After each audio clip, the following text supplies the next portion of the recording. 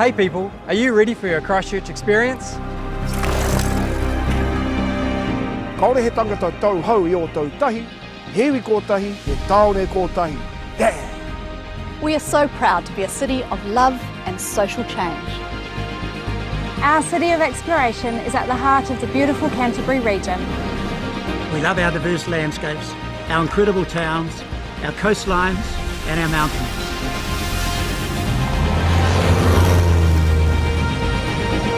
We can't wait to show you all around.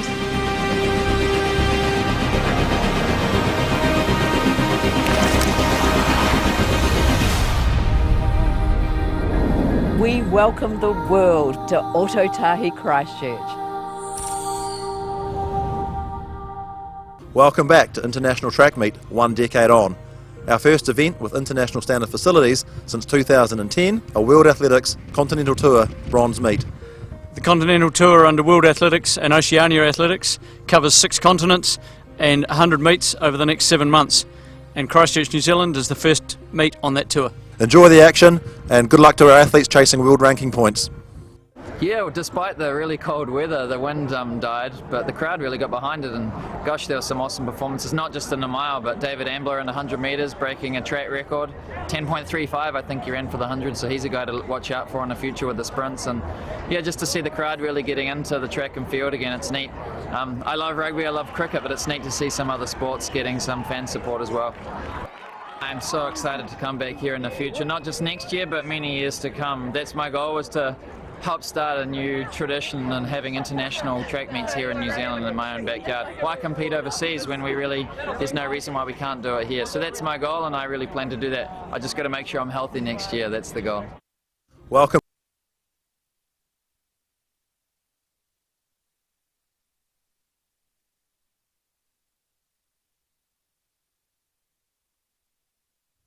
Welcome to Kinetic Sport. In this show, we're bringing you the highlights from the 2010 International Track Meet, ITM, in Christchurch. Now in its second year, this event aims to showcase track and field to the New Zealand sporting public and provide a development pathway for both established and aspiring New Zealand athletes with international level racing on home territory. It's massive. I mean, for us at home to be competing against top athletes, we hardly ever get that. We have to travel to Aussie or even further, and it really brings it home in terms of, you know, the crowd can come and see live what athletics is all about. Everyone seems to be buzzing and the sun's coming out, and I think everyone, obviously the 800 with Nick Willis is going to be an awesome way to you know, really get the meet fired up, and yeah, I mean, it's fantastic. I hope everyone has a great night. Last year's feature race, the More FM Mile, was won by Australian sensation Jeff Risley in the absence of pre-race favourites Nick Willis and Andrew Badley, who were forced to withdraw in the 11th hour due to injury. Risley's back in 2010, as is Nick Willis, and the pair will go head-to-head over 800 metres. Yeah, it's going to be an interesting challenge. I grew up running that distance, but last week I got pipped on the line by a couple of Australians in Melbourne, so definitely this will be an opportunity to seek out a bit of revenge, but it's going to be a close race, and it's going to come down to the last 50 metres and who can hold their form the best, as you see the turtlenecks on the face come out, and who can really dive for the line. So definitely hope the crowd will lift me to that extra effort to reach the tape first. 2010 brings 18 international athletes from 6 countries, with an emphasis from the organisers to increase the number of events with strong international competition. Many events are being held for the first time at the International Track Meet, the most exciting addition to the program being Athletics Canterbury's women's discus, which will pit former 1997 world champion Beatrice Famoina against current world champion Danny Samuels. The International Track Meet is the only opportunity for these 2 athletes to meet prior to October's Commonwealth Games. We get coverage underway with the BNZ men's 1500 metres. A lot of young talent in the lineup for this race.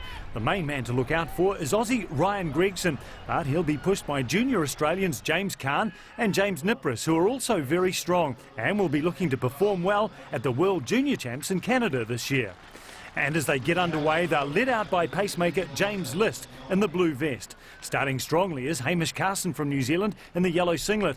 And just behind him are the trio of Australians, Gregson in the orange on the outside, Nipris in the white, and James Kahn on the inside, also in orange.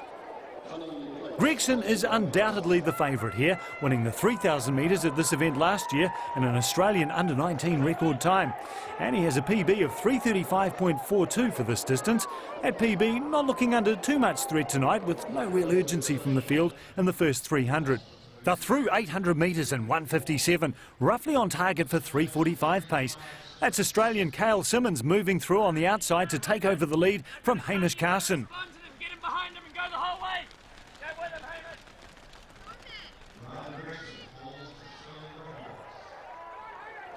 Coming through to take the balance, Simmons from Australia leads them through. And Hamish Carson slipping back to 4th place as Gregson, Nipris and Khan step it up a notch. Gregson in orange putting on pressure. Nipris responding, and they move up to the shoulder of Cale Simmons.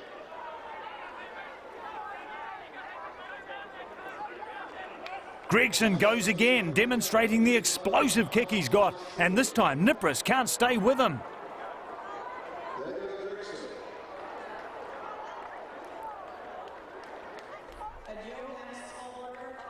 Coming around into the home straight, and Gregson is still pulling clear. James Khan has moved into 2nd, and it's Nipris in 3rd.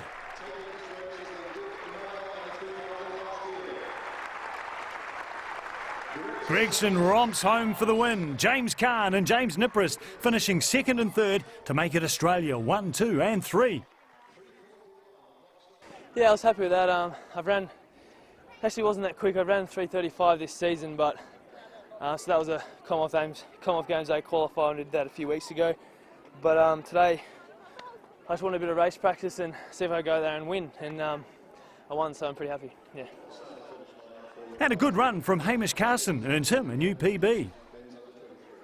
I'm pretty pleased with how I went to get a personal best time, and that's what I was aiming for. But just a wee bit behind those top Aussies. They were very good runners, and yeah, but I'm extremely pleased that they made the trip all the way over from Australia for this meeting.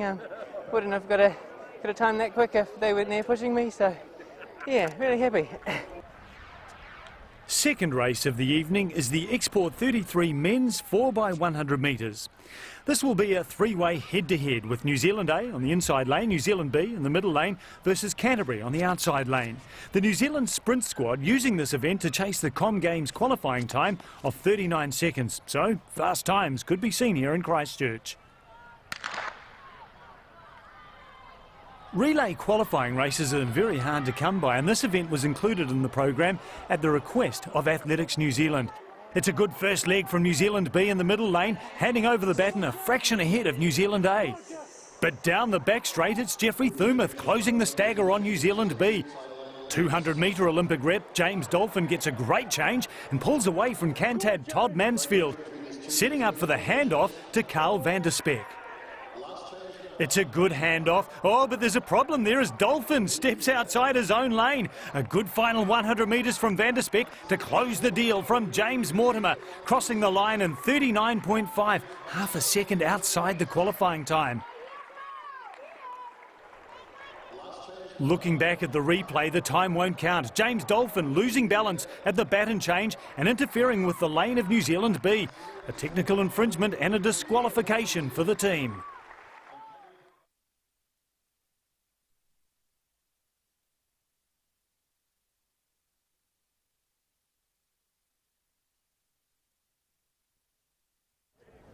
Welcome back to the International Track Meet from Christchurch.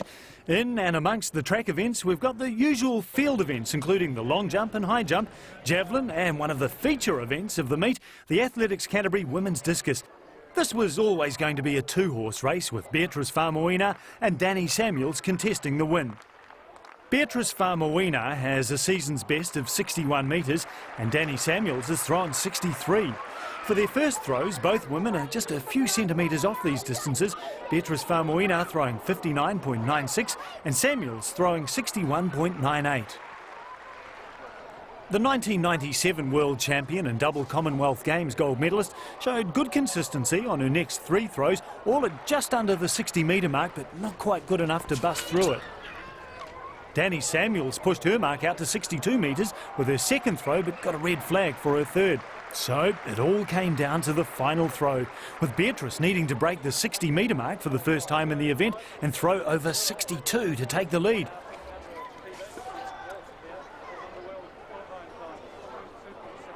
And she did bust the 60-metre mark with a world-class effort of 61.1 metres, very near her best effort of the season so far, but not good enough to snatch the lead from Samuels. With the pressure off, Danny Samuels stepped up and unleashed her best effort of the night and a season's best with a huge throw of 63.38 metres, laying down a mark that she is still the woman to beat in this event.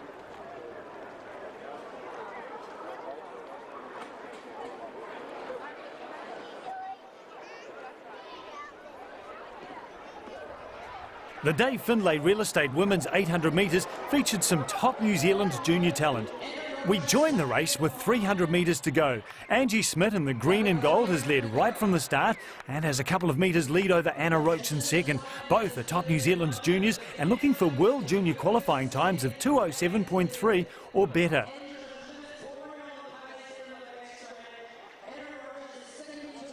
With 200 metres to go, Smith and Roach are 20 metres clear of the chasers.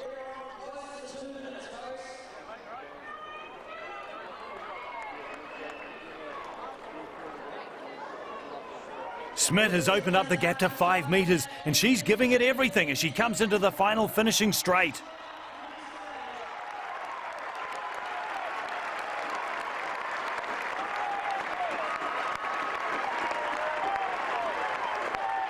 A huge effort through the final few metres secures new PBs for both Smith and Roach, and both athletes making world junior qualifying times. Angie Smith also claiming the meet record from last year's champion Nikki Hamblin.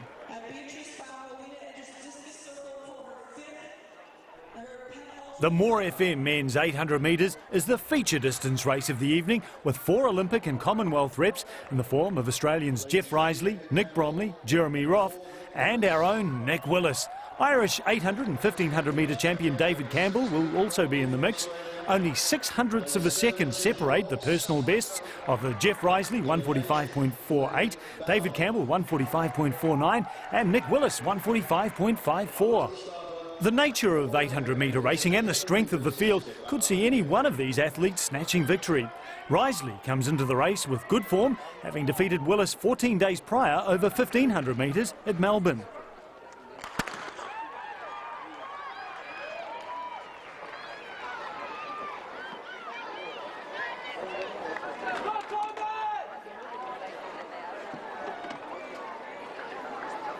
And they get underway in the feature event with Josh Coman from Greymouth on the west coast, taking care of pacemaker duty, striding out in front with no one really following, all apparently content to look for the win rather than going for the killer time.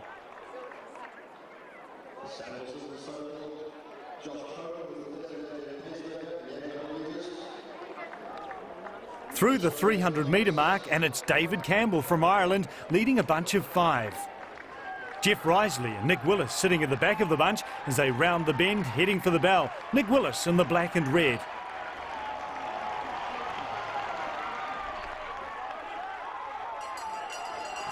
And as they take the bell, Campbell is leading from 1500 metre specialist Roth in second. Jeff Risley and Nick Willis still biding their time in 4th and 5th.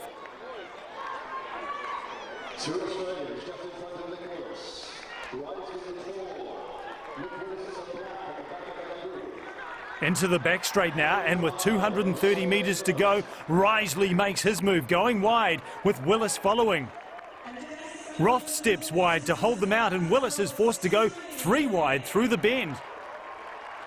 150 metres out, and Risley moves up to first. Willis follows.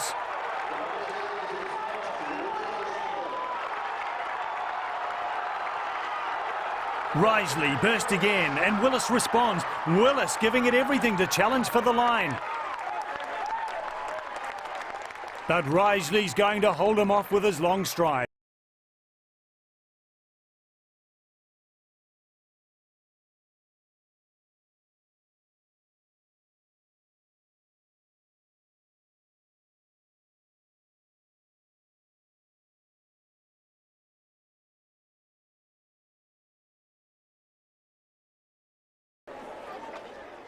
The women's 1500 metre event was very much a trans-Tasman affair, with 3 Australian runners, Kayla McKnight, Lisa Corrigan and Bridie Delaney, lining up against 4 Kiwis, Fiona Crombie, Hannah Newbold, Kelly Palmer and Alicia Evans. Angie Smith from Canterbury leading them out in the pacemaker's role, with the 3 Aussies packing in behind Smith, Corrigan, Delaney and McKnight. Kayla McKnight made the trip over for the 2009 International Track Meet, where she won over the mile distance.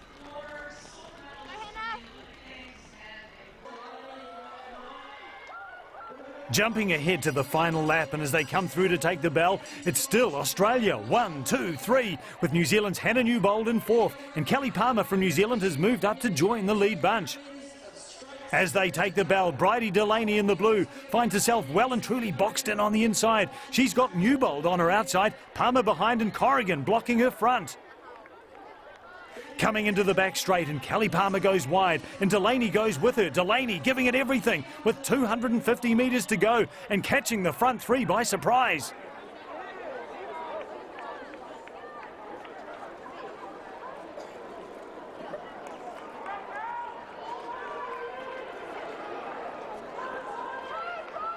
So 150 metres out, and the strain is really showing on Delaney's face as she comes into the home straight.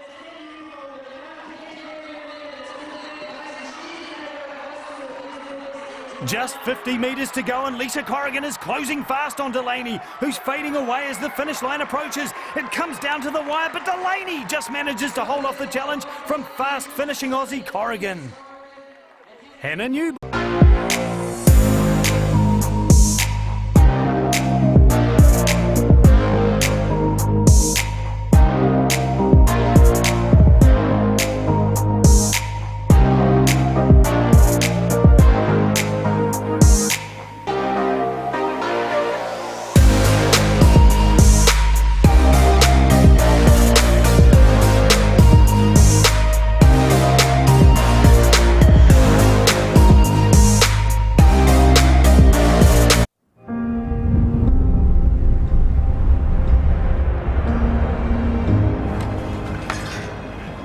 Hey people, are you ready for your Christchurch experience?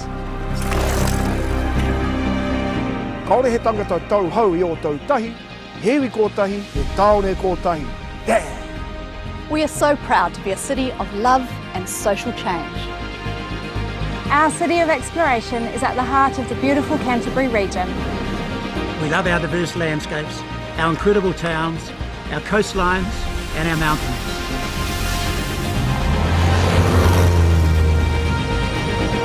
We can't wait to show you all around.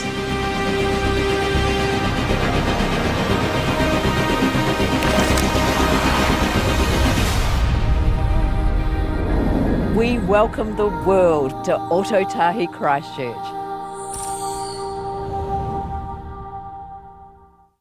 Welcome back to International Track Meet, 1 decade on. Our first event with international standard facilities since 2010, a World Athletics Continental Tour bronze meet. The Continental Tour under World Athletics and Oceania Athletics covers 6 continents and 100 meets over the next 7 months. And Christchurch, New Zealand is the first meet on that tour. Enjoy the action and good luck to our athletes chasing world ranking points.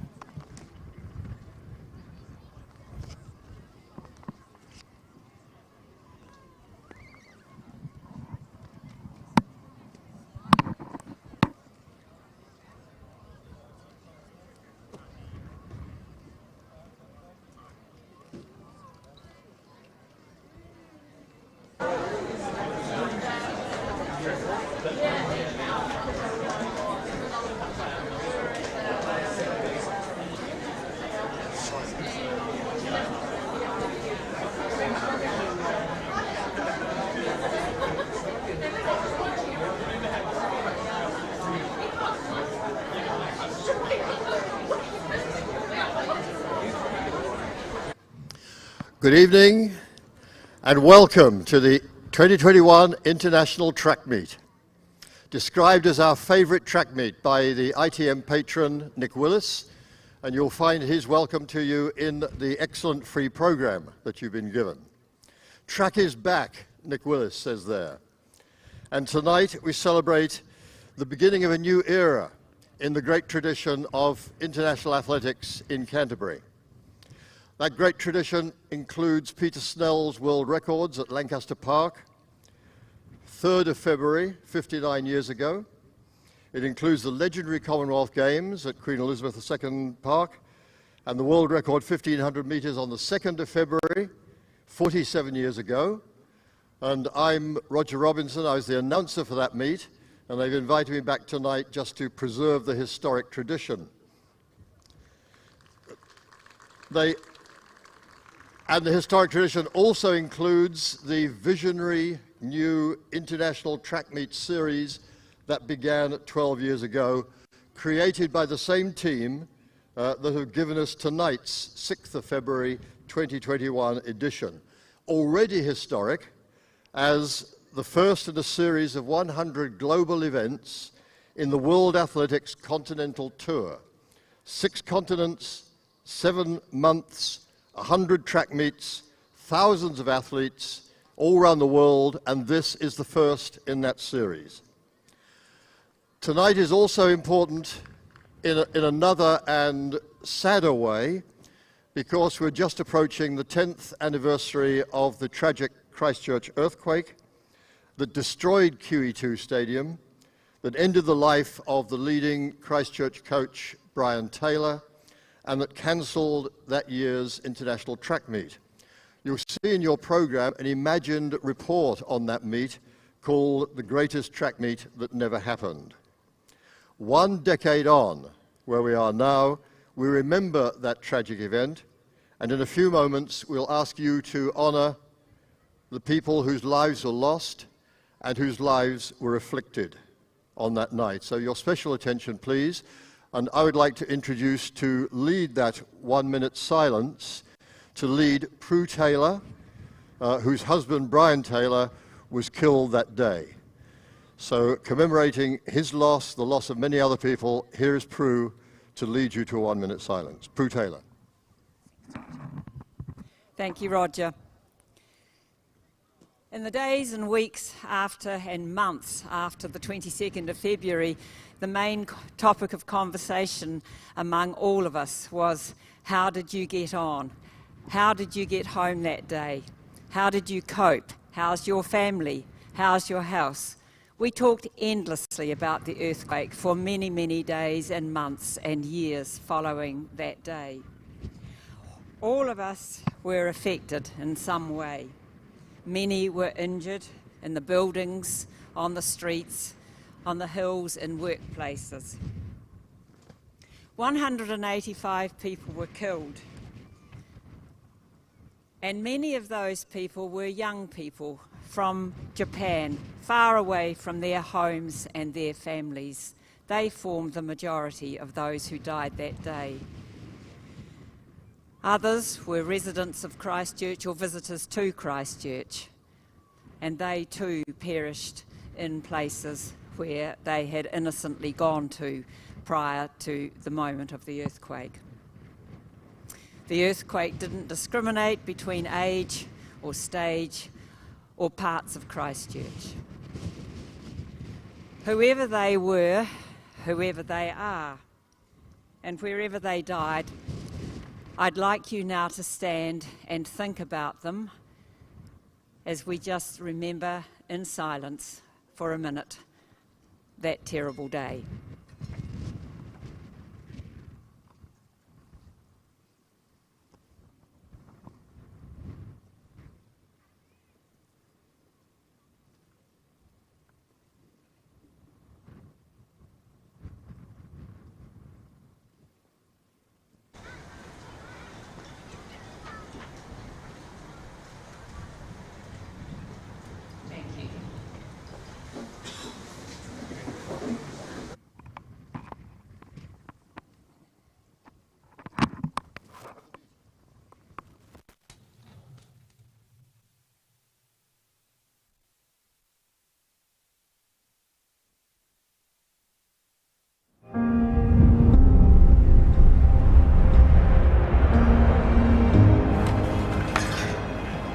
Hey people, are you ready for your Christchurch experience?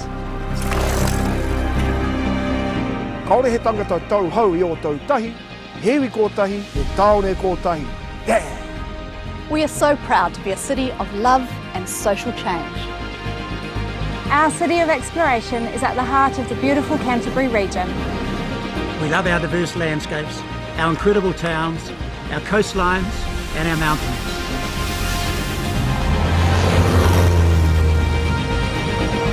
We can't wait to show you all around.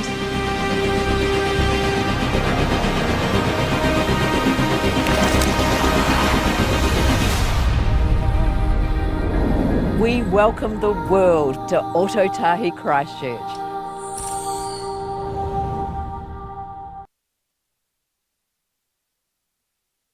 Thank you, Roger and Prue. Kia ora koutou, and a warm welcome to everyone tuning in from around the country and around the world to this 2021 Waitangi Day International Track Meet from the Garden City, Christchurch, New Zealand. My name is Paul Dominikovich, and beside me is Craig Motley, and we will be your commentators this evening. We are broadcasting live from the impressive new facilities here at Ngā Puna Wai, and we have an exciting athletics program here over the next 3 hours.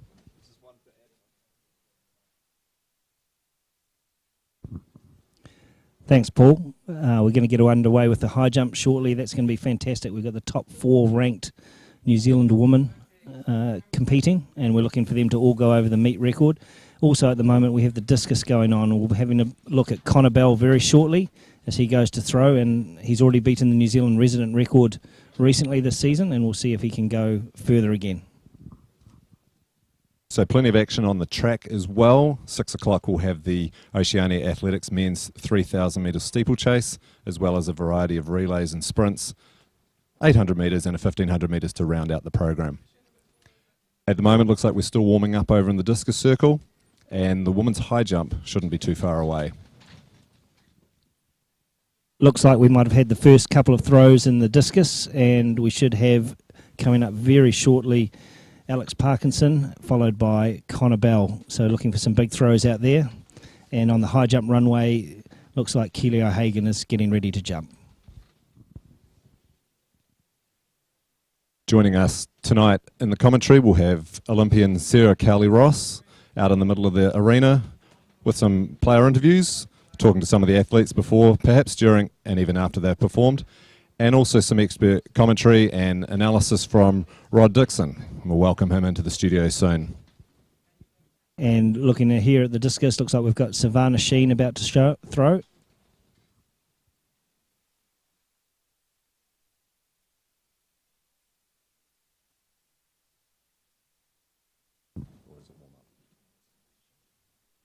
So white flag there for Savannah. We'll wait and see if we can get the distance shortly.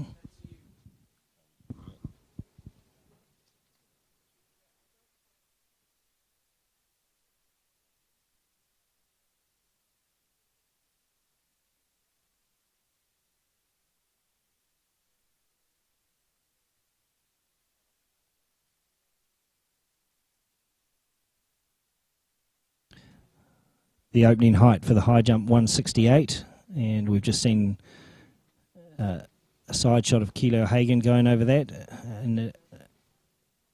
So our women's high jump field tonight, Keely O'Hagan from Canterbury. Now we have Zana Beatty,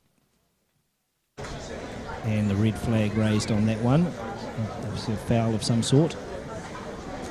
First event on the track tonight is the Oceania Athletics men's Keely O'Hagan, steeplechase about to get underway. Josephine Reeves, Wellington, Imogen Skelton out of Wellington, and Josie Taylor by Catabaya Plenty. Craig, these young ladies, they've got some good heights, all jumping close to or over 1.80 metre. Here's Josephine Reeves on approach. And she's knocked that one over at 168.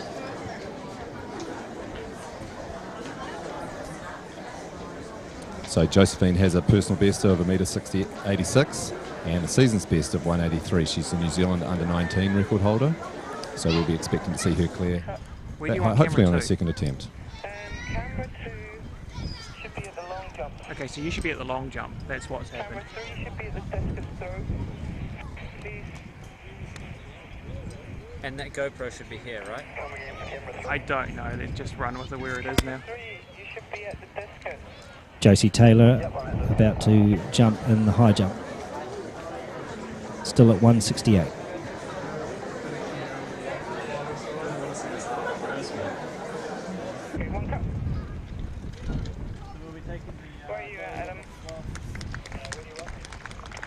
And a great first time clearance. Can you get that camera out of the way, please?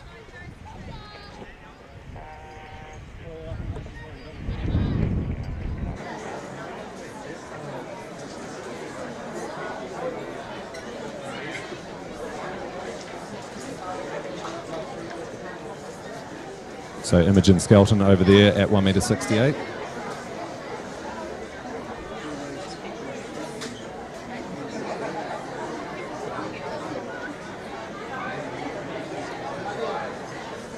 Now Josephine Reeves.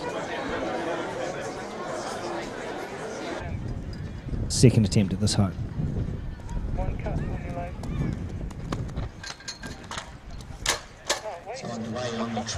And it's another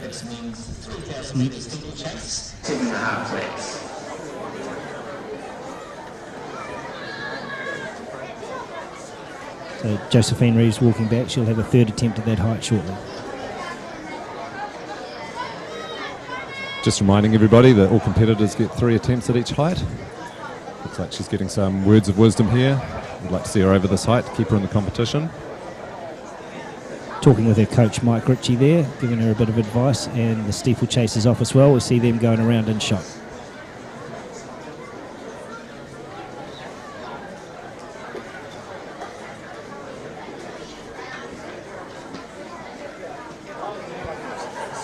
So while the high jump's going on, we've also got the discus, and we'll see some of the steeplechase. I'd like to introduce Rod Dixon to viewers tonight. Good evening, Rod. Good evening, and good evening to all the viewers. A little windy here in Christchurch, but very enthusiastic crowd, and the competitors are dealing with the wind. Obviously, they have to make adjustments, and it's looking pretty good. That they're the high jump that we've been watching, of course, the girls are just trying to get adjusted to that wind, and first few jumps are going to be very challenging for them. That's a pleasing clearance for Josephine Reeves here on her third attempt, so she'll stay in the competition, and we expect to see that bar go up as we see steeplechase runners in the background. Now, Rod, we were all listening last week at the Cooks Classic when you were talking about the programs that you're running in the primary schools, and the athletics kind of took over when you were talking about the A's, B's and C's of children's sport. So we'll just remind everybody again what the A's, B's and C's are, and then you can carry on with that story. Well, it's, I always say that we've got to start ABC. The kids have got to understand ABC, which is agility, balance and coordination. And those are the skills that we get the kids to understand and participate in, and it's a little bit before they figure out about or understand sport. But it's just getting kids moving and getting kids active and getting kids healthy, and so that's the ABCs of our sport. And we see the steeplechasers go over the water jump for the first time. That's George Gurin from Papanui Tokh in the lead, followed by Max Janzik from University and Ayrton Shadbolt, also Papanui Tokh. Just behind them, Liam McDonald, Buddy Small, and then Matt Dryden. Jan van der Peet, if you're looking at the program, was a late scratching with a bit of plantar fascia. But we'll look to see the young fella from the Haka Valley near Kurau, Hakataramia Valley, Richie McCaw territory, leading it out. Max Janzik, followed by George Guerin. So, Rod, let's take this opportunity for you to tell us all a little bit about the primary schools marathon that you're involved with. Well, we call it the Kids Marathon, and I love it because people will often say, "Oh my gosh, you really school kids run a marathon?" I go, "Yes, but it takes them 10 weeks." So each day in school, they do their daily run, and it's called My Daily Run. And so the kids go out, and some of the younger guns, of course, they will run half a mile. And the 10, 11, 12-year-olds are quite capable of running a mile. And of course, we know that we've just had the mile reintroduced into New Zealand schools. So this is every day, Rod? Yes, it's a daily run, my daily run, and so the kids go out and run a couple of laps of the school ground. They will come back and they will get a stamp in their training guide, and it's just getting kids used to running on a daily basis, exercising, getting out there and moving on a daily basis, and running is a natural for all the kids. Thanks, Rod. That's 4 laps to go in the steeplechase as we go around there, and I've seen Josephine Reeves, Akili O'Hagan, clearing 1.71 m, which is the new height for the high jump. I watched the 2014 International Track Meet at Christ College, and this is my first time competing in it. And I just think it's really cool to finally be able to have the opportunity to compete in it at such a young age as well, with such high caliber athletes. I think it's just a really good opportunity for me to get some more throws in before the season ends, because I unfortunately won't be able to compete at Nationals, so this is a really good chance to kind of work on some technical aspects of my throw that I really want to improve before I go to the States. So I'm going to Yale University in Connecticut, and I'll be part of their track and field team and also their water polo team there, and I'll be studying biomedical engineering. And we're back to the steeplechase. They're coming around with 3 laps to go. Still Max Janzik and George Guerin in the front, closely followed by Ayrton Shadbolt and Nia McDonald. They'll be coming around with 3 laps to go. Looks like Max Janzik, 18-year-old out of Kurau, or just near Kurau, is leading the way. Runs for the University of Canterbury Club and is the bronze medalist in the New Zealand Secondary Schools 2,000 metre steeplechase. Hits his debut at 3,000 metres. Craig, stepping up in distance from 2,000 metres to 3,000 metres in the steeplechase, how difficult is that? Well, I first of all have to declare a conflict of interest that I coach Max, but he is training for 5,000, so he's a first year under 20, so he's been doing a bit of extra distance and preparing to run 3,000 steeples at New Zealand Champs. So, but it is his first time out, and he has to do a little bit extra to cope with that. So, around about a kilometre to go, 2.5 laps to go. A chance to ask you then, Craig, about Max. What's his speed going to be like over the last 2 laps or so? Well, he's not known as necessarily the fastest finisher, but he's very strong and he's very competitive. George Guerin he's the reigning New Zealand Men 20 champion last 2 years, and also picked up a bronze medal in the 800 in the M20, so he has got a good finish. And Ayrton Shadbolt is a strong 1,500 metre runner as well, but it looks like Max has just got a little bit of a break with 2 to go. Yes, and George Guerin, he was also secondary school's 2,000 metre steeplechase champion 2019 for Timaru Boys High School. Yes, he was. I think he medalled in all 3 of his senior years in the secondary schools, a bronze and then a silver and then gold in his final year. Looks like he's just dropping back a little bit there. The one to watch could be Nia McDonald. He's a New Zealand mountain running rep, very strong, does a lot of training on hills, and is an experienced steeplechaser, and actually has the fastest personal best of these guys in the field, though Max Janzik looks like he's stretching it out there as they go into the second to last water jump. So a quick question on the water jump, and I'll ask Rod. You've run a few steeplechases, Rod. How taxing is the water at this point in the race? Well, it is. It's very challenging. They've got to get their rhythm right. They've got to get their step right to clear that water so that they're not being drawn down into the water. But these all 4 athletes, I'm watching them, and they're very, very smooth as they go through that. It's interesting how some of the runners are leading with their left foot and some with their right foot. And here we go. They're getting the bell now. So this is where the business begins. They've stretched out from Ayrton Shadbolt. Nia McDonald in front, Max Janzik just behind him. Small gap back to George Guerin. And it looks like Niam is just stretching away as they head around into the back straight. They have got 3 hurdles and 1 water jump to go.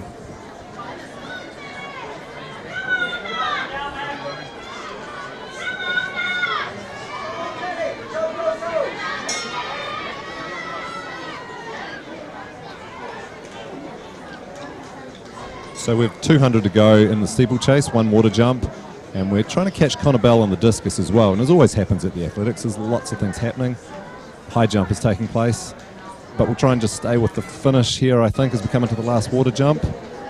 Last water jump, good clearance by Liam McDonald. Max Janzik just behind him.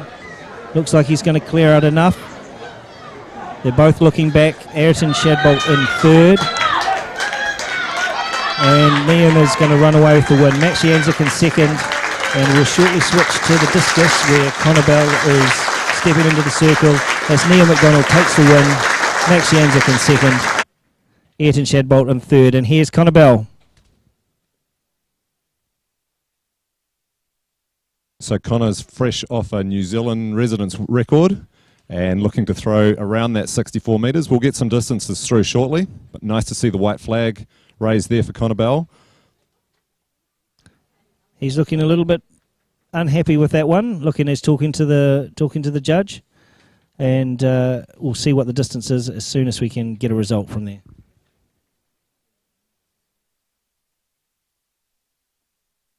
So that residence record has been ratified as 64 metres 29 centimetres in Hastings earlier in January.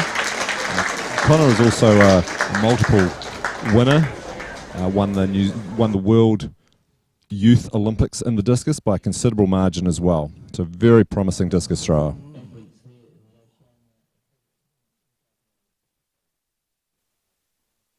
Now we have Alex Parkinson in the circle.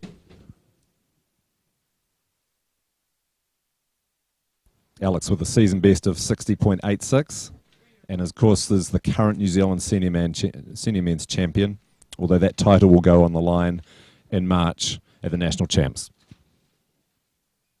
And he's got the white flag there. Walks off, looks relatively happy with that, and we'll get those distances coming through shortly.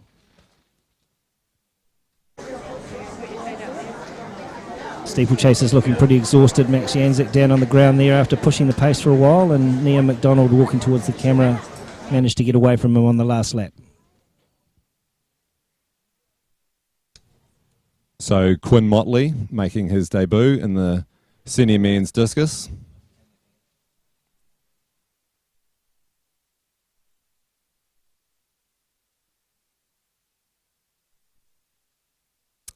And we have a red flag for Quinn. Not sure if he walked out the front there. The discus certainly landed in the sector.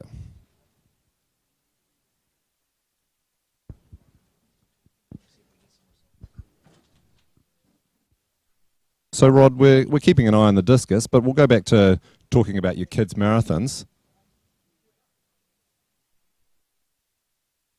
Just before we do that though, we've got the steeplechase results. And Liam McDonald, 9:37 with the win. Max Janzik, 9:39. Ayrton Shadbolt, 9:46. And George Gurin, also under 10 minutes, 9 minutes 55. Buddy Smalls come across the line in 10 minutes 19. And Matt Dryden, 10 minutes 27. So Rod, tell us some of the benefits of getting kids active, particularly at a young age. Well, it gets their motor skills going.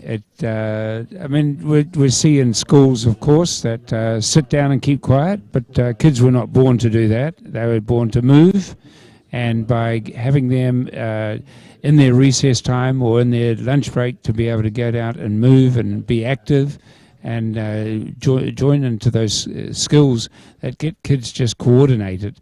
And it's not about sport at a young age. It's about just getting kids active and helping them to understand healthy eating. And that's the mission of the Kids Marathon Foundation.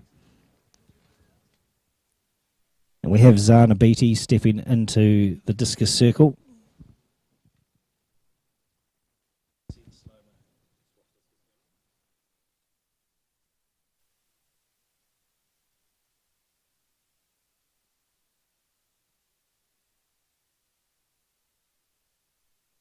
And the white flag there for Zana.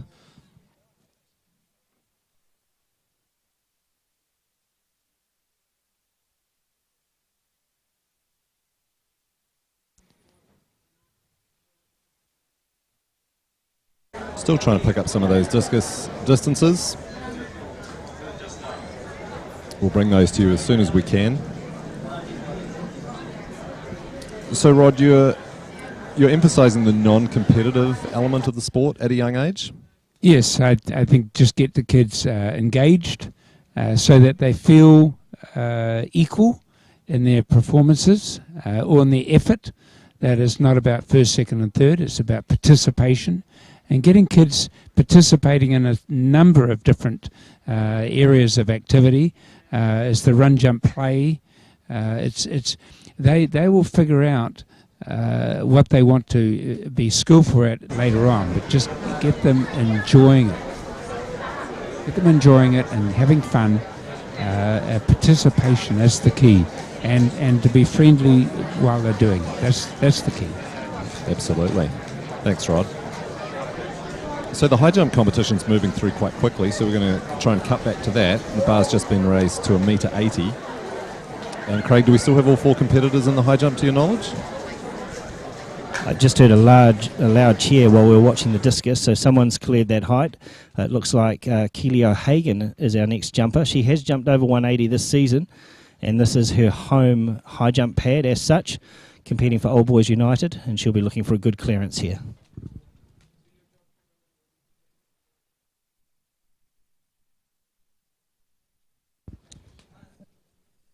Keely, of course, is trained by Terry Lomax, who's one of the Athletics New Zealand high performance coaches, and she'll be looking to add to her 1.85 m equal PB earlier in the season.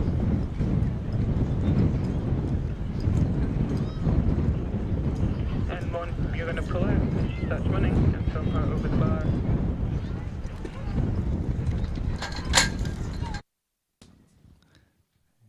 And just clipping it on the back as she came down there, so she'll get another attempt at that. And it looks like we've got Imogen Skelton ready to jump next.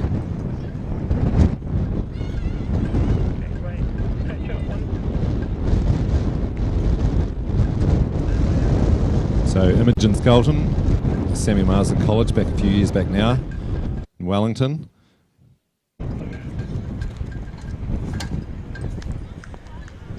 Oh, and a very close attempt there, but not quite. Getting very high. I don't think we've had a competition this year where we've had 4 high jumpers over 180, so all 4 women will be looking at getting up over that mark. So this is a PB attempt for Imogen, and she should have 2 more attempts here.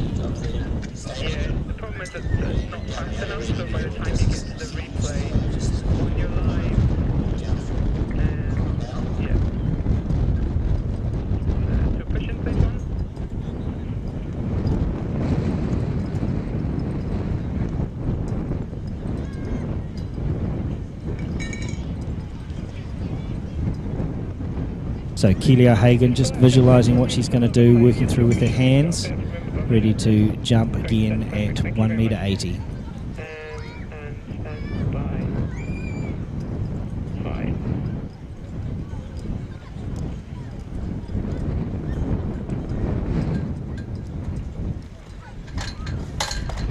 Gosh, that's close. Just clip the bar there. Just looking through Keely's profile, 5th at the World University Games in 2019, so she's an experienced high jumper. Imogen Skelton, however, has not cleared this height. Yes, this will be a new PB for Imogen if she gets over. She's concentrating on the bar and starting her run-up.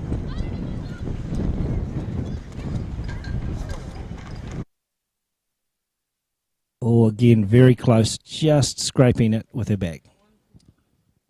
Well, she'll have a few more competitions left this summer to clear that 1.80 m, which I'm sure is a psychological barrier as well.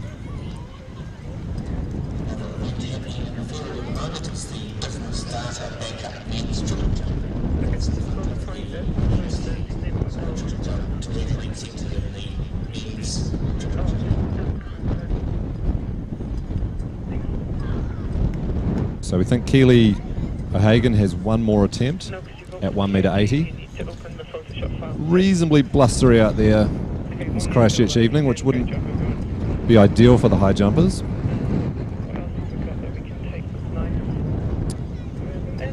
Men's high jump will follow the women's high jump. A lot to look forward to there, as we've got a field of 5 men, all have jumped significant heights in the high jump this year, and a of course, Hamish Kerr, who will hopefully get the bar up to potentially attempt a New Zealand record this evening.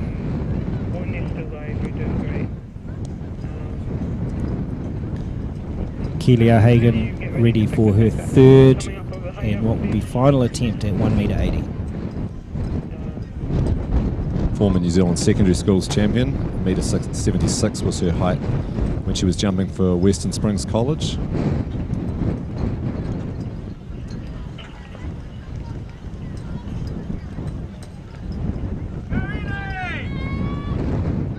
Tristan, what are you doing right now? I'm on camera 2. Camera 2. So close. Keely showing her appreciation to the crowd. Very good attempt at 180 there on her last, and she will bow out of the competition there.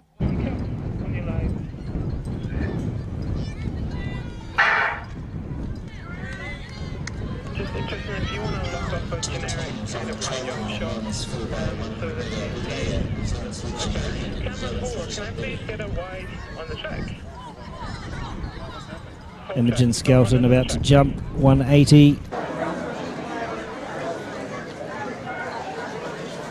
And it looks like we've had a mistake with the change there. They're just jogging in. But there should be some finishers coming down the home straight shortly if we can cut to that.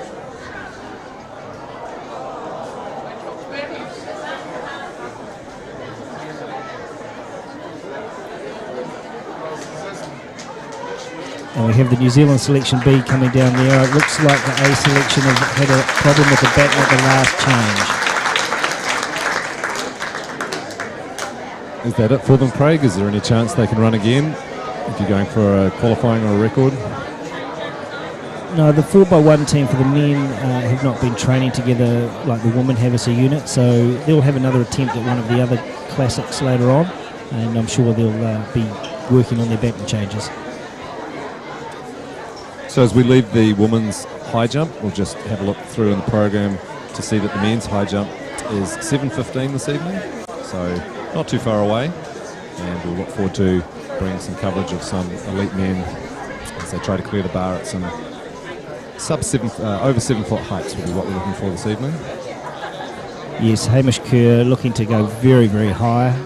He is looking to jump 230 tonight.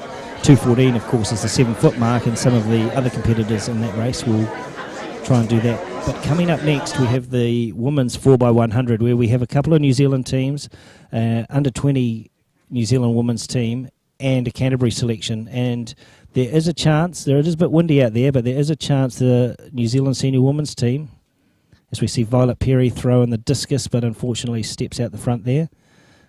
And in the New Zealand, in the 4x1, the New Zealand senior women's team have a very good chance of breaking the New Zealand residence record. They have 4 very fast women who are in top form.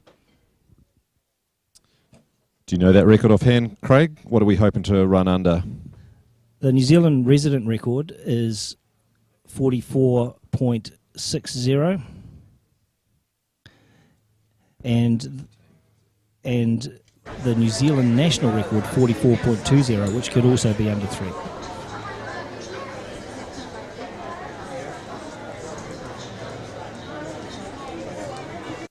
And so the women's team tonight, this is not in their lap order, of course. Zoe Hobbs recently broke the 100 metres New Zealand resident record.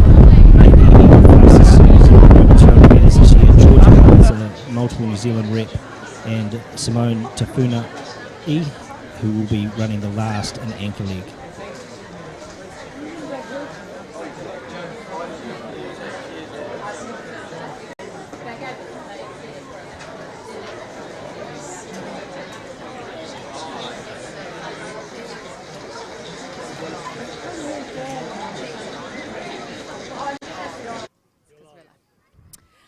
I'm here with Keely O'Hagan, winner of the women's high jump. 176 tonight with the win on countback. How do you feel about that?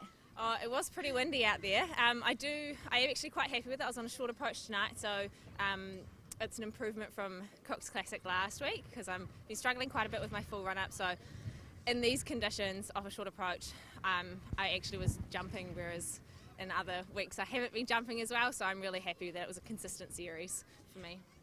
And great to see the depth of women's high jump at the moment. A few of you girls over 185 this season. Talk to me about your next competition that you've got lined up. Yeah, it's amazing that we've got such a good lineup of people at the moment. Next one will be Capital Classic, so hopefully the winds dies down a little bit for that as well. Hopefully off a full approach as well. There's, I think, 4 girls that have jumped over about 178 onwards, so it will be a good competition. Oh, great to see the battle out here tonight at the International Track Meet, and congratulations to Keely O'Hagan, winner of the women's high jump. Thanks. Now we have Savannah Sheen into the circle. And unfortunately that's gone into the net and red flag.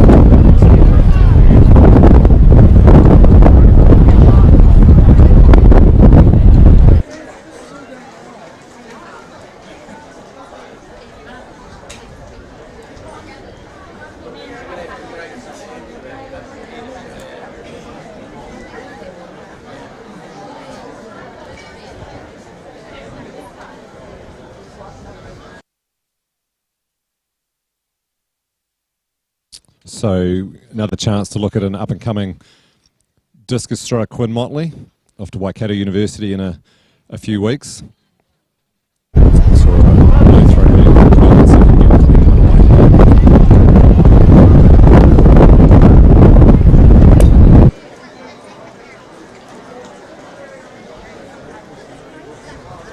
Might have just gone outside the sector there, although was that a white flag I saw? Looks like a good throw. We're still looking to see if we can get some distances for those field events. And Hugh McLeod-Jones will be next into the circle. He's a late addition if you're looking at your program. Hugh and Quinn were late additions to the discus, and Hugh is out of Raylene Bates' throwing stable down in Otago. More well known as a hammer thrower, but also a very competent discus thrower. Let's see how he goes.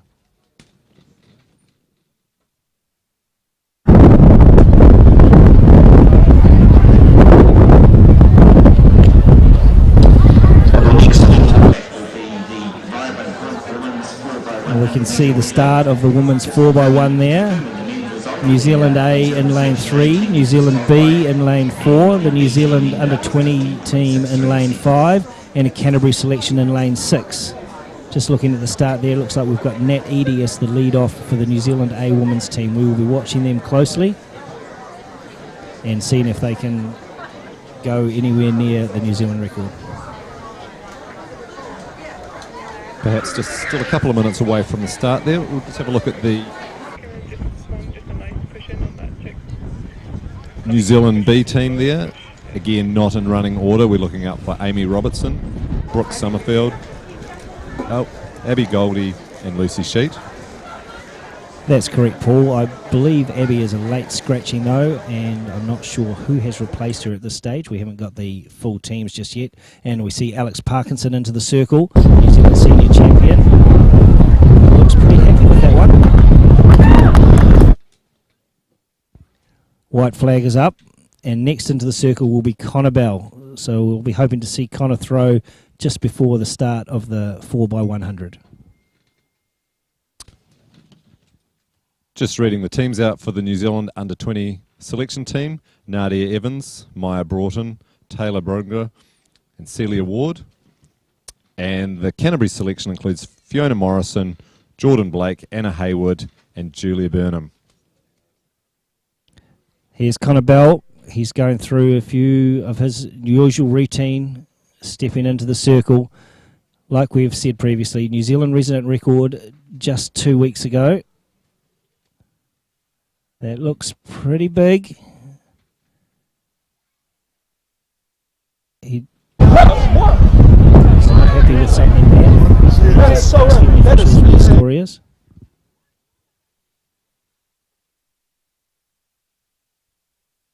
One can only suspect that landed very close to the sector line.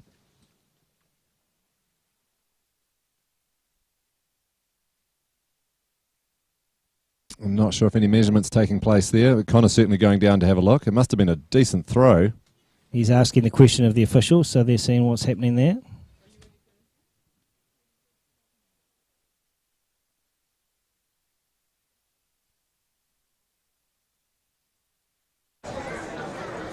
and they're ready to go in the 4x1. Looking for the New Zealand A team in lane 3, though the New Zealand B team in lane 4, also extremely talented group of ladies, and the New Zealand under-20 team, with World Juniors still being scheduled to be held later in this year, will be chasing the World Junior qualifying time of 45.40.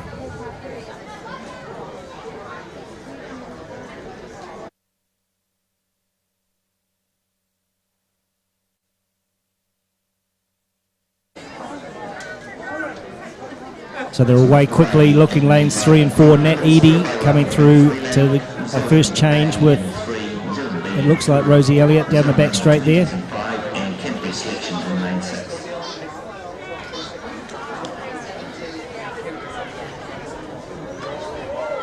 Oh, might have been started too soon there. Still leading Rosie Elliott to Georgia Hulls around the bend.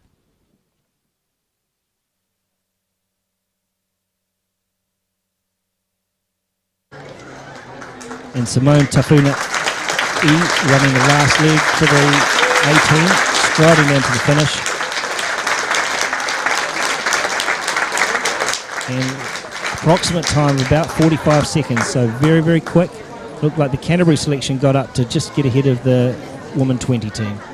Some concerns over change 2 there, Craig. We'll have to wait and see.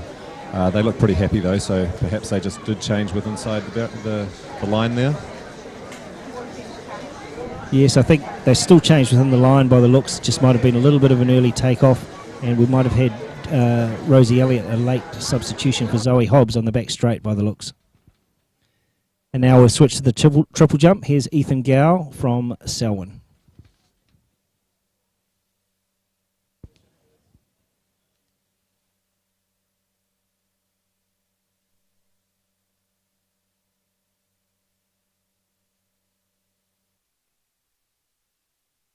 Good clearance there from Ethan, and now Violet Perry in the discus circle.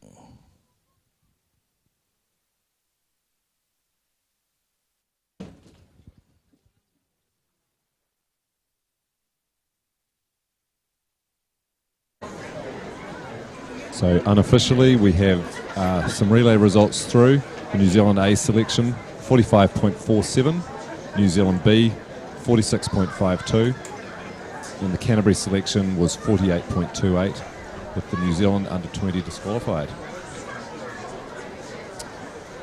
Also coming through are some discus results. Alex Parkinson at the moment out to 51.34 metres, and Connor Bell's best is a quality 61.80.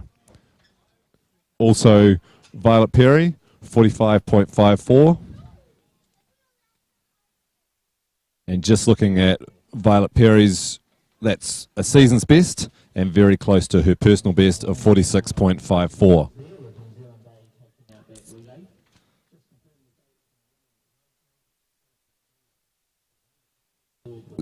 So Rod, you're back in New Zealand and you've got some plans for some kids marathons in New Zealand, have you? Yes, we've had a very successful program with the county's Manukau, which obviously focuses very much on the Polynesian, Maori and Pacific Island schools, some of those low, what we call Decile 3 schools, and we've been helping work with ICANN for the school lunch program. So there's some encouragement going on there. Of course, being a Nelson boy, I've been doing it with the Nelson schools and with Nelson Motueka, and looking at Golden Bay schools. And there again, some Decile 3 schools like Parkland School and Motueka, Victory School in Nelson, Auckland Point School and Stoke School. So all those schools are very engaged and giving opportunity for their kids just to participate and learn the skills from some of the high school kids that will go down there and help them with their warm-up skills and balance coordination skills. So it's very encouraging to see it happening. Tell us your thoughts on kids running barefoot. Well, of course, I'm a huge believer in that. We're seeing the disappearance of grass running tracks, of course, but schools have still got grass fields, which is something that, of course, in Los Angeles we don't see very many schools. It's all blacktop. But getting kids to be in bare feet as much as they can, because that's part of the grounding process. Getting kids connected to the earth, to the grass, to the dirt, that's all part of their getting rid of those negative charges that they build up in synthetic shoes and surfaces. Awesome. So we have a couple of updates from the discus. Zana Beatty out to 44 metres 81 and Tariana Kamoana to 50 metres 21 as Quinn Motley lets rip, and that is a very good throw. What am I hoping to get out of Saturday? A bit of freedom for me. I've been probably not as free as what I have been in the circle and around the circle is what I'd like to be. And I know when I'm throwing well, that's what I'm doing. I'm free and I'm very confident about my ability and about what I'm trying to achieve. And not if it's going to happen, but when it's going to happen. The New Zealand season is a great stepping stone to going overseas, and traditionally the ITM has been the best meet for that as well. So it's always one that I really look forward to. This is the only time a lot of my friends and family get to see me throw every year, because all my stuff's done away from home. So it is a pretty special meet for me. Really looking forward to kind of putting it together and putting on a show for the Christchurch and the Canterbury people. I think in 2012 or 13, probably my finest moment in the ITM was winning the men's discus over Marshall Hall. And I hold the meet record, which I can't really see holding on for much longer with Connor Bell coming down. But meeting record holder, that's probably my finest moment. I don't even have the shot put one, do I? You guys have done really well with the ITM, as you've kept attracting international people down here, and I'm very grateful for that. And that's another reason why it's a special meet for me. Look, I'd like to have won all of them, but I haven't, which is again disappointing. But that won't be what happens on Saturday.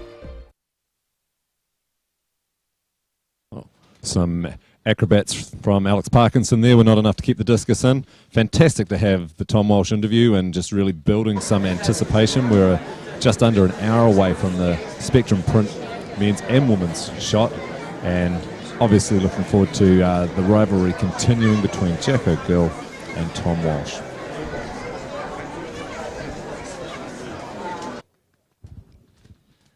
Yes, that shot put field looking very good, and it looks like we're going back to the discus here. Connor Bell, 61 metres is his best throw so far. He'll be looking to go further than that. He's thrown into a reasonable breeze here, which is going to help the discus a little bit, but sometimes it can pull it down a bit. They tell me yesterday the breeze is good for the right-hand thrower, so let's see how he goes.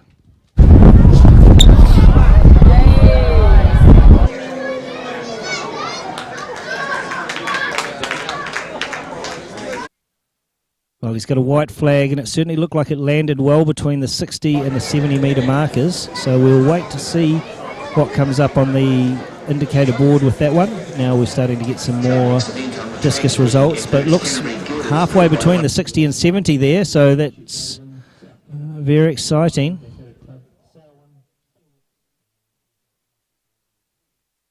Tapanisa Javier into the circle.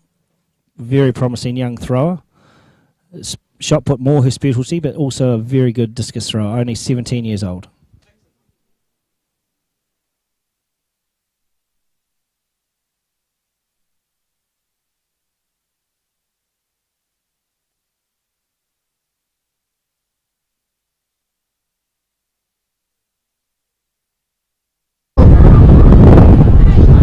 And that kind of barrel throw was 63.93, very, very close to his New Zealand resident record of 64.27. So he is starting to throw very big. Conditions obviously helping him a little bit there. And we have Violet Perry stepping into the circle. Violet, another very promising 17-year-old who's heading off to the States on a scholarship to Yale later in the year, where she will be playing water polo as well as being on the track and field team. She will be able to shot as well. So Craig, I wanted to talk to you later about the Olympic to achieve, but Connor's already achieved that in the discus and ratified that tonight. 63 metres 50 in the program, is that correct? Sorry, we're reading the wrong section there. 66 metres is the automatic qualifier for Connor. So I just wanted to ask you, if he doesn't achieve that, what are his chances of making the Olympics with the way the point system is these days? Well, I had a chat with Connor yesterday, and he tells me he's well inside the top 32 in the world rankings, and certainly a good throw here, combined with the points you get from the bronze meeting, will put him up the rankings. And we just see the children's 4x1 going around there, and that looks like South Canterbury Club leading, and that's my home club. So South Canterbury leading there from Selwyn closing them down, but South Canterbury will hold on to win with Christchurch Avon in third.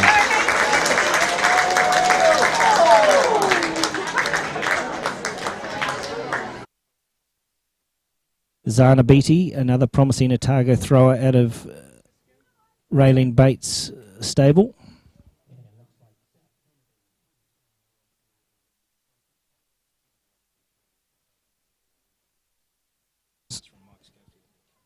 So just to clarify that Olympic qualifying, the marks are set a long way out, and they're maybe thinking 15 to 20 automatic qualifiers, and then the point system is to get the field up to 32. Is that correct? That's correct. They'll take a maximum of 32, so the automatic qualifiers are really the sort of top half of the field, and then the rest qualify through the new point system which World Athletics has brought in, which is a combination of athletes' performance as well as where they perform. So at a bronze meeting like we have tonight, they get extra points. So for instance, 60 points for winning the discus will add probably half a metre to a metre onto Connor's overall approximate distance and push him up in the rankings. We see Tatiana Kalmana into the circle. She's now resident here in Christchurch. Sophie Bock from South Canterbury Club winning that relay. So Tatiana has a season's best 52 metres 3 centimetres and a personal best of 52.91. So that 52 metre mark is right on her best. We'll look forward to seeing what that throw registers tonight. And just an update for the discus, we have Connor Bell's highest throw, 63.93. He did have a 63.84 earlier, and Alex Parkinson has thrown 57 metres. We don't have the centimetres on that yet. And now Savannah Sheenan, she has a best so far of 53 metres 80.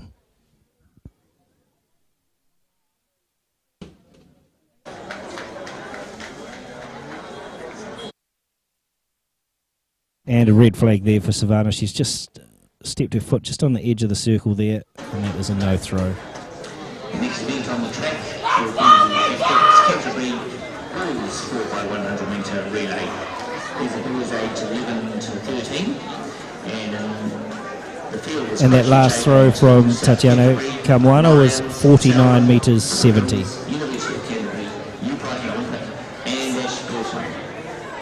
And now we see Quinn Motley from the South Canterbury Club stepping into the circle. He's treading the well-worn path of throwers out of the South Canterbury Club, coached by Ian Beard, similar to two other throwers we're going to see tonight, Tom Walsh and Lauren Bruce.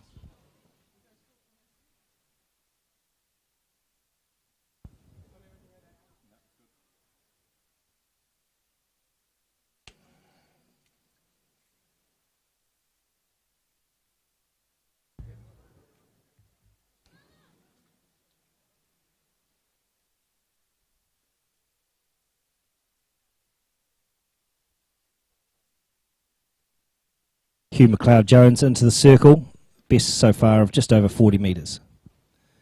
But that one's into the net and he has stepped out the front. Didn't want that measured at under 10 metres. That's sort of something the throwers don't really like.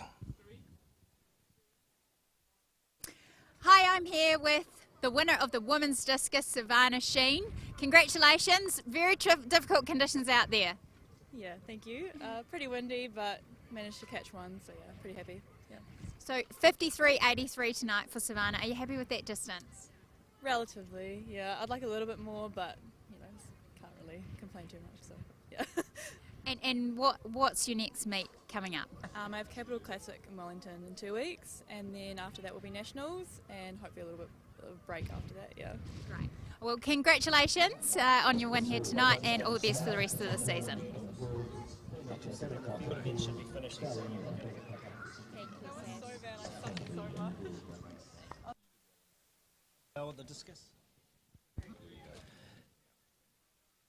And we have Connor Bell stepping in to the discus. Very big, two high 63-metre throws. He really wants the 66, the Olympic automatic qualifier, but anything over 65 will be very, very good. He's only 19 years old, turning 20 this year. He's getting the crowd going, looking for a big throw in what will be the last round.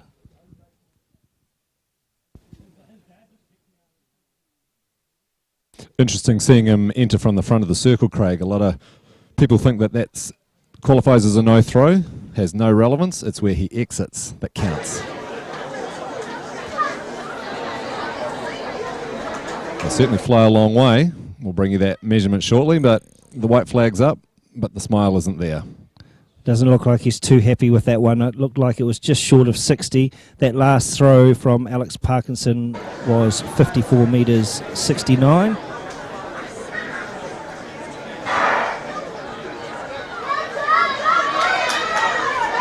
And the children's 4x100 is away. This is the boys this time, all aged between 11 and 13, mostly local clubs, also South Canterbury from down in Toowoomba.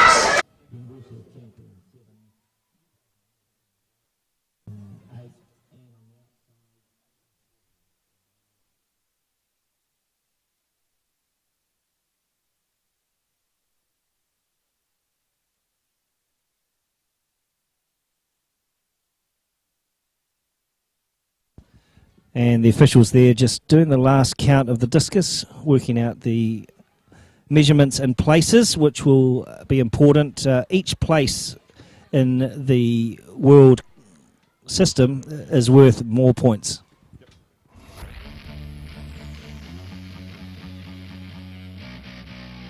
Jonah Lomu was probably one of my young ones. I just thought what he did on the rugby field was so different to what a lot of people did, and how just amazing he was, and how a breath of fresh air he was to the rugby world. My greatest inspiration was my mum, totally from the age of 15, and she's passed away now 21 years now, but now my greatest inspiration is my two babies, Kepalele and Kimoana, so it's awesome. We're pretty lucky we get to train with, I do get to train with Val on a daily basis and along with other people, and it may not be always inspiration, but it may also sometimes be a kick up the arse and kind of go, actually, look, old Ryan's getting too close to me. He's, come on, now I'll put a bit more weight on the bar. I need to get this shot put out there a bit further or something like that. So the training group is an inspiration and is a huge driver for me. I don't think I have a specific role model, but I think just sort of seeing like Zoe Hobbs in my training group, Eliza, obviously Valerie, the Toms, like seeing people from New Zealand overseas, not just participating but of competing and really being there, which is, it's cool to see. It's obviously possible. In the track and field scene, she probably won't believe me if I say this, but Tatiana, she is competing with me, but she's kind of my training partner, and she does really inspire me every day. She's so disciplined and determined at every training. She gives it her all, and she's always willing to help me, even though she's trying to focus on herself. She's always kind of helping me with things I need to improve. I have a pretty internally driven motivation. Obviously there's a lot of talented people around and people that have there's really good things about them, but for me I've never really had just one person. Early on in my career, and still now, I think the people that had come before me, definitely, in parasport as well. People like Sophie Pascoe and Holly Robinson, and I was just lucky enough to be training every day nearly with Holly, and to see her achieve great things from where I had come from as well. There was you could see that pathway. Nick, my brother, he's been my training partner since day one, I guess, and we kind of bounce off each other, and it's a bit of a family rivalry, as you would expect. Everything from eating to training and racing becomes a competition. Athletics-wise, it will sound cliche, but probably Usain Bolt. Not just because he's the fastest man ever to exist, but we're a similar sort of build and have a similar sort of running technique, and he's had lots of critique over the way he runs isn't perfect, and I like that he can move past that and show everyone and prove everyone wrong. I think probably Muhammad Ali. I think that, you know, he was a great athlete in his sport, but he was also an entertainer, and he actually, you know, he brought life to more than just his sport, which I think is just such an inspiration.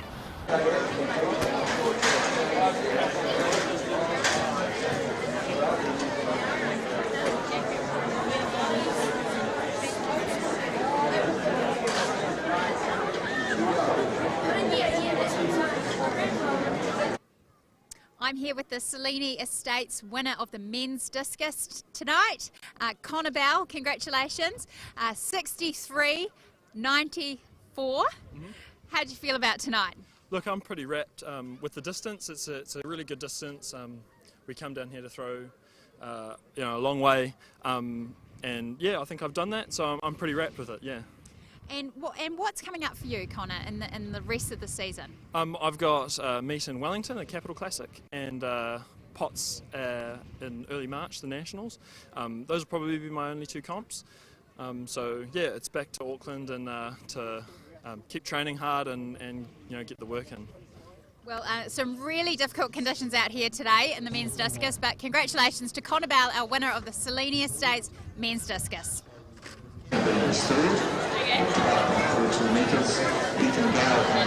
Thanks, Sarah. So we're not too far away from the Mainland Foundation Women's 400 metre hurdles. That will start at 7 o'clock. 5 minutes after that, we should be able to make our way over to the women's long jump. After the women's hurdles is the men's 400 metre hurdles. We have to change the hurdle height there. And then the men's and women's combined hammer, brought to you by Bremka. Time to go at 12 minutes past 7. And the high jump for the men will start about then. But it's great to still have Rod Dixon sitting beside me in the commentary box. Rod, we were talking before about kids running barefoot. You ran a lot of your career barefoot, I understand. But I do remember a time when you had your shoes stolen. Tell us what happened there. Yes, that was 1978, Commonwealth Games in Edmonton. And we were in the secure warm-up track. And I'd left my bag on one of the forms as I went out and warmed up. And when I came back, I found that the bag had gone, and somebody said, well, perhaps one of your team managers may have taken it in. I tracked it down, and nobody had seen the bag, and so I had to announce that I'm sorry, my bag is missing with the New Zealand uniform, my number, my shoes. So they said, see if we can get somebody to find some shoes for you. And we put out a call. In fact, I got a pair of high jump shoes which had got their spike in the heel. That wasn't going to be any good for me. But we did get a pair of shoes, but I actually said I'd like to run in bare feet if I could, and one of the officials said, no, you have to get shoes. And I thought that was a little odd because, as we know, the great Zola Budd used to run barefoot, and I wondered why I was kind of not allowed to, but we got a pair of shoes, but by that stage, physically, mentally, spiritually, I was ready to run, but of course, emotionally, I was thrown completely out because the shoes that I ran in constantly and we used to were missing. I did run. I finished 8th in the 5,000 metres, and then the next day qualified for the 1,500 metres, but the damage was done. And so shoes are very important, especially if they're handmade specifically for you. You do rely on those. Today's shoes are pretty genuine, and most models suit most runners. You don't have to have them specifically made. So you had handmade shoes in 1978? Yes. The shoe company measured my feet. They cast my feet and made the shoe from that. It's exactly for me. It's like a glove fitting. So super slow-mo camera on Connor Bell now. Putting in awful lot of energy into that release. Fantastic coverage there on the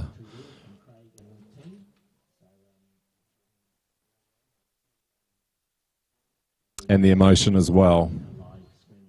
But he'll be pretty happy with his throws today, Craig. I think so. It's pretty windy conditions. He will have been looking to throw that Olympic qualifier of 66 or break his own New Zealand resident record, but to throw 2 in the very high 63s and pick up 60 points in the World Athletics bonus system for results, he'll be pretty happy, I think, and we would have probably heard that a little bit in the interview. Next up, we have the women's 400 metre hurdles. 3 competitors in this: Tegan Duffy and Maddie Spence, 2 local Canterbury runners. But of course, what we'll be looking for is Portia Bing, who is the New Zealand record holder. She's a world champion representative, very, very classy 400 metre hurdler. The wind won't be in her favour today, but she'll be still looking for a very solid 56, 57 second time.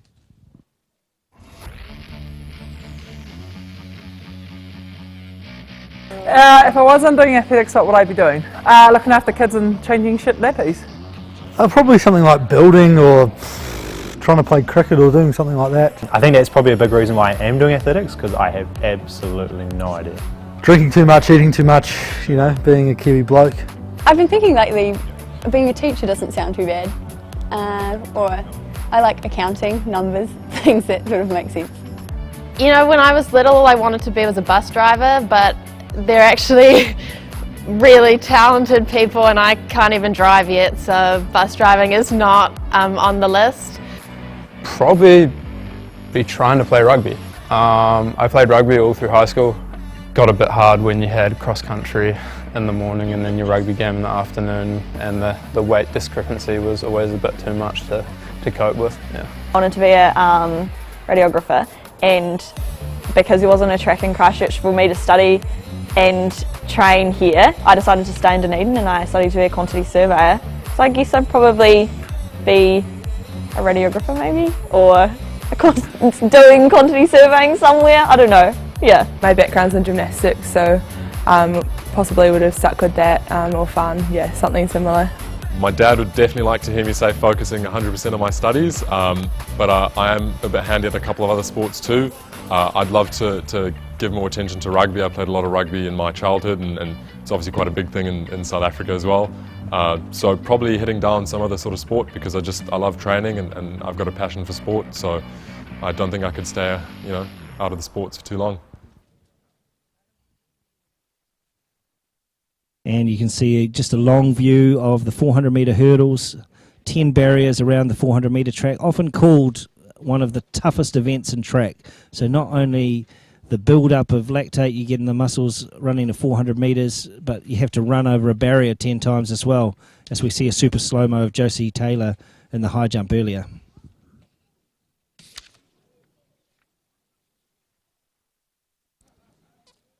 So not far away from the women's long jump either. Craig, do you want to take us through the field? Well, we certainly have a class field with most of New Zealand's top female long jumpers, from the veteran Helena Dennison, who is the Masters New Zealand record holder, Olympic or Paralympic gold medalist Anna Grimaldi from Rio in 2016, and then last year's national champion Bree Stevenson, running out of Auckland, and then Mariah Ruranui, who was a former New Zealand champion several times over the long jump and over the 100 metres, and has made a little bit of a comeback over the last 2 or 3 months, including a fantastic 5 metres 98 just 2 weeks ago.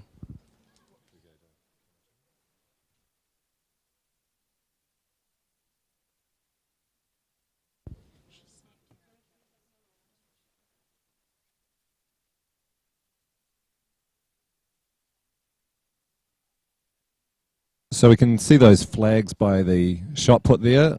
A little bit of a tailwind for the long jumpers. I'm thinking probably just over the 2 metres per second. Craig, have you got some thoughts there? Well, it's certainly gusting above the 2 metres, but if they time it right, they do have 60 seconds from when they're called. So they'll be looking to wait for that wind behind them, but also just hopefully it's just behind them and not blowing a gale down there. When we go to the long jump, we're hoping to have Sarah Cowley-Ross in here providing some expert commentary.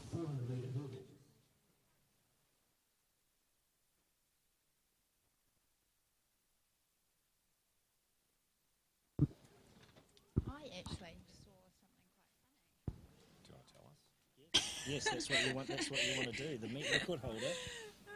So Sarah's just sat down beside me and she's recognised that she is the meet record holder from 2009 with a 6 metre 6 jump. Sarah, do you remember the day? Yeah, actually I do, Paul. It was a few sleeps ago now, but a great day at Kerry 2, and you know, it's always really special long jumping there with the crowd right there. Yeah, I remember it was just before I was preparing for a heptathlon, so it was a nice, confident jump to go into, leading into a heptathlon. So a 6 metre jump is always good, I take it? Yes, that's sort of what these girls will be aiming for today, certainly. And Craig mentioned about Mariah coming back, and she's had a great start to the season. And certainly we'll be looking at the likes of Mariah, also Brianna Stephenson, who performed very well here last year at the National Championships. And just because we were talking about it before, a quick comment on a tailwind. Helps the long jumpers, obviously. Does it affect them in a negative way as well? I think it's more if it's a consistent wind. So at the moment there is some gustiness, and we're over now to the 400 metre hurdles, and I'll hand you over to Craig. And Portia Bingers away strongly through the first hurdle there. It looks like we've had someone withdraw on the outside, but Maddie Spence from Canterbury on the inside. But Portia is striding away down the back straight. Have you ever thought about trying the 400 hurdles yourself, Sarah? It's not something that I would call fun. So I've done it a lot in training, like 200 metre hurdle reps, but you can see the strength of Portia here as she comes into the top bend. And she said to me the other week that she looks for about a 25.5 second split at the 200 metre mark. So just a little bit of a stutter there. She's got 3 barriers to go. She's over there very strongly, still striding down. You can probably hear the crowd coming behind her. Good clearance there at the second to last hurdle. And again, and she'll be striding through. She's looking for a fast time with those points and crosses the line in first place with Maddie Spence coming through there inside her. And we'll get a time on those very shortly. Portia obviously coming from a heptathlon background and changing over to the 4 hurdles in a real contention for Tokyo. Hopefully she's able to achieve the automatic qualifier, but if not, hopefully she has enough ranking points to be inside the top 32. And it's an interesting story with Portia because one of our other most recent heptathletes who you competed with, who was a big supporter of this meet, Rebecca Wardell, obviously she started off as a 400 metre hurdler and then she switched to heptathlon. And Portia has done the opposite, starting off with heptathlon, where she was 5th at the World Juniors, and now she's obviously a world-class 400 metre hurdler. Yeah, and just looking at Portia's time there, 58.50 to take the win in the 400 metre hurdles, and Maddie Spence in 63.36. And interesting that you mentioned Becky Wardell there, Craig, because I've just had a message from her. She's watching from China, where she works from the IOC. For the IOC at the moment, she's working on the Beijing Winter Olympics. So, hi Becky, we know you're watching, and I know that you're a critical part of actually the organising committee for the original ITM series. Yes, Rebecca was while she was still competing, she was our athlete representative, played a huge part in bringing a lot of top-class athletes down here through her friendships in the New Zealand teams. And yeah, now she's travelling the world with the Olympic Committee, based in Switzerland most of the time, though she's, like Sarah said, she's in China. And she's in quarantine, so she'll be loving this action from her hometown of Christchurch.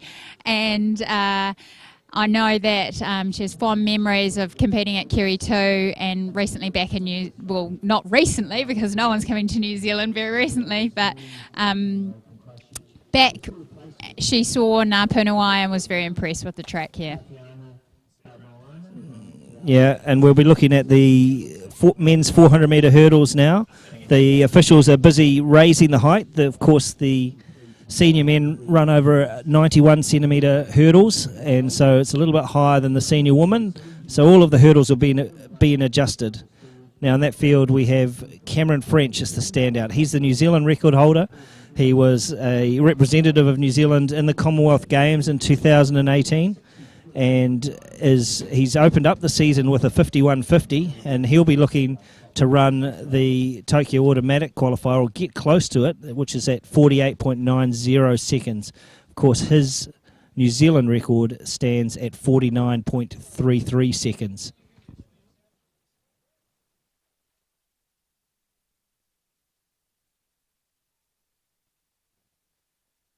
So Cameron will be the out-and-out favourite in this. Joining him in the race, Louis Andrews, local 400-metre hurdler, who was the bronze medalist in 2020 at the New Zealand Champs.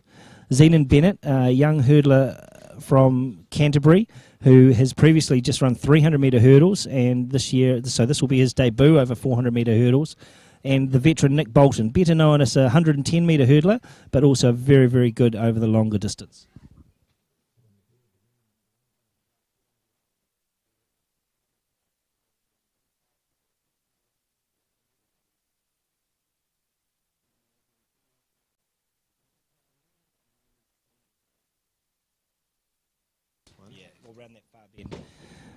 So we've just been talking to a couple of the athletes who have been out and competing. They have a bit of a tailwind going down the back straight, and the 200 metres later on will be run down the back.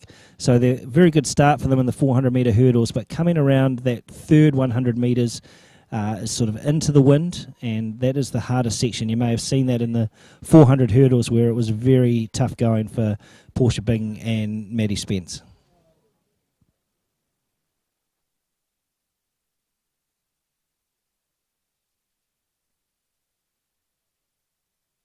So the women's long jump will be getting underway about now. Craig, 6 jumps for all these women, I suspect. Yes, only 7 in the field. If you're looking at the program, we've had one late addition, Tegan Duffy, who started in that 400-metre hurdles. Hopefully she pulled up. Hopefully that's not too stressful on her, and she's still able to take her place in the long jump. We have Kelsey Berriman, former World University rep, multiple medalist in the long jump for New Zealand. Helena Dennison, New Zealand Masters record holder, has been out to 5 metres 89 this season. Anna Grimaldi needs no introduction, the Paralympic gold medalist from Rio. She has already jumped to 5 metres 72, which is a personal best and New Zealand record in her category. Hannah Maloney from Canterbury, out to 5 metres 45 this year. Mariah Ruanui, who we mentioned earlier, 5 metres 98 this season. And Bree Stevenson, who is the reigning New Zealand champion, has only had one competition so far this year, but was out to 5 metres 83, and she will be looking to go well over 6. And it looks like we might be about to get underway in the long jump.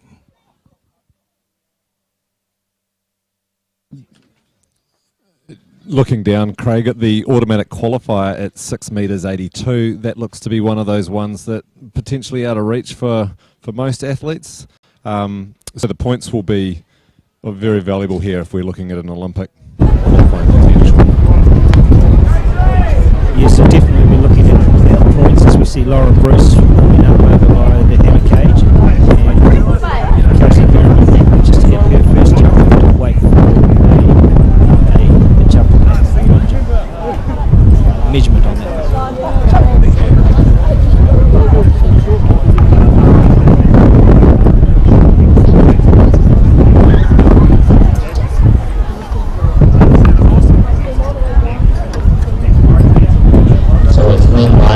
So we're getting pretty excited about the hammer as well. Go back to the long jump shortly. Here we go. In the first round of the long jump.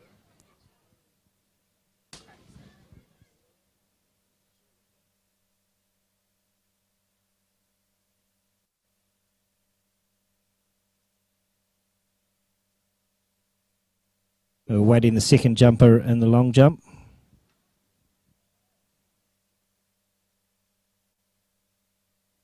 This is Helena Dennison coming charging down the runway, and good distance there. Unfortunately, she has just stepped over the line. Red flag.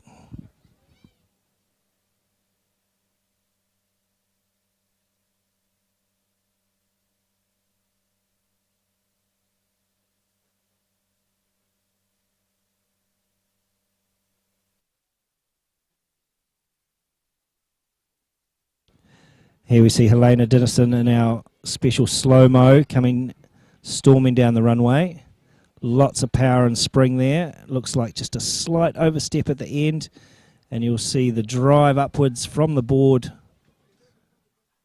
into a slight hang and stretching out for the distance. But the red flag goes up straight away. And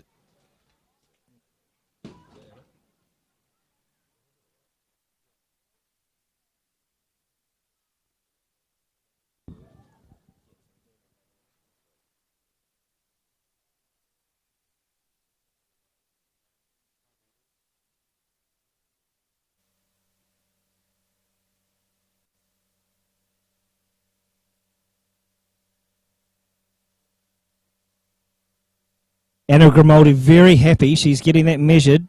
The wind was good. She's run and checked the record. We'll soon see what that distance was, but she is extremely happy. And in the 4 hurdles, Cameron French has quickly gained on the first 2 runners. He's well into the lead. Louis Andrews chasing him down the back straight, but Cameron French is running very, very quickly.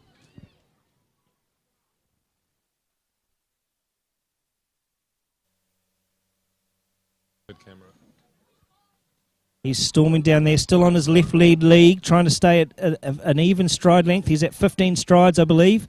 He'll be trying to stay on his left lead league again. Onto the right leg, so 16 strides. This is where it really starts to hurt in the 400 hurdles. On his good leg again and striding towards the finish. Look at that effort. Very hard work into the wind down that last 100 metres. And let's have a look for the time.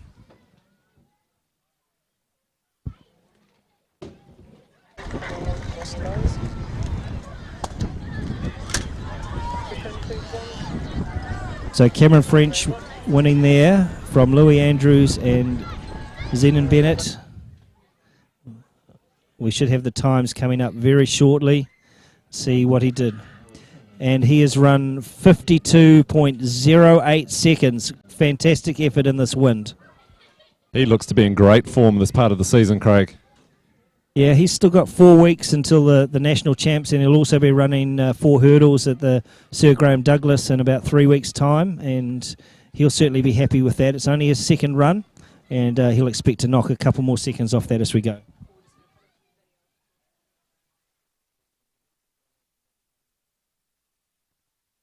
Well, since Rio, I broke my foot and had a couple years away from the track, and that was pretty tough. And coming back was not the road that I was hoping for. It was up and down, and we just didn't produce the performances that I was looking for. But the end of last year, it all came together, and I got a 10 centimetre PB, and just super happy to be jumping the distances that I felt like my body was capable of. Yeah, I'm really looking forward to it. I haven't jumped at a big competition in a while, so this will be really exciting to be with the other New Zealand long jumping girls, and it's awesome here competing in the senior women's events. It's just like, for me, like it's the best competition I could ask for to get ready for like an event like Tokyo. Those distances are distances that I need to be jumping if I want to be up there in the medals in Tokyo, and yeah, it's such a good opportunity for me to not even have to leave the country and to get international type competition here is really cool.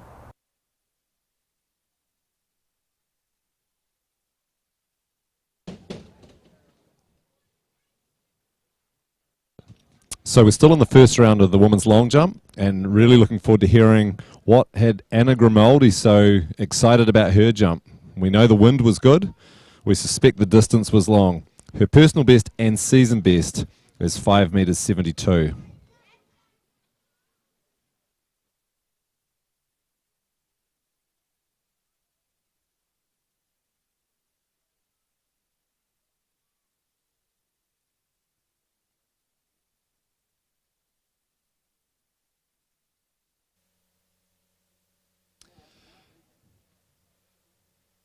There's a lot of officials gathering around as well, which is always a good sign with athletics.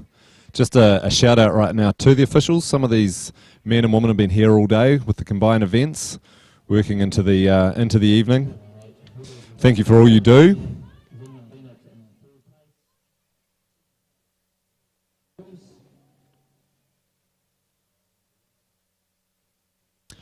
So we've got 2 tapes on that. So unofficially, we've got a New Zealand record of 5 metres 78, which has held up the program a little bit, but very exciting for Anna Grimaldi, Paralympian gold medalist from Rio. No doubt an automatic qualifier for Tokyo, and a New Zealand record. That's fantastic. Anna very happy with that. You would have seen she quickly went and checked the wind reading, made sure it was legal.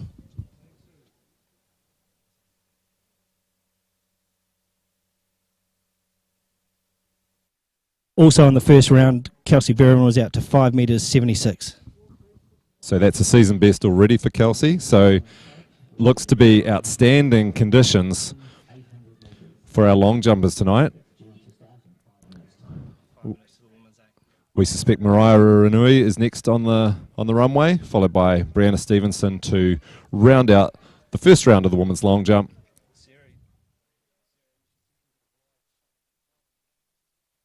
Not too long now to the women's 800 metres, one of the exciting, well, they're all exciting events tonight, but this will be the Brian Taylor Memorial Women's 800 metres. Large crowd covering that bank. Mariah Ruranui will be next. She's getting the crowd revved up. We'll switch to her jumping, but before her, Hannah Maloney, local 24-year-old. She won the Lovelock Classic recently, and she's next up. Here's Hannah, knees strapped up.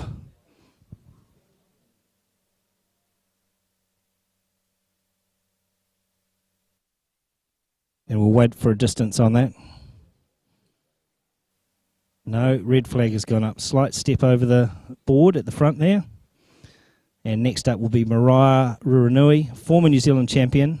Has the biggest personal best in the field, and opened her season up with a 5 metres 98. Coming back from a serious Achilles injury. She's had a couple of seasons away, and she'll be looking forward to getting over what is that sort of 6 metre barrier, which is all the top jumpers are looking at.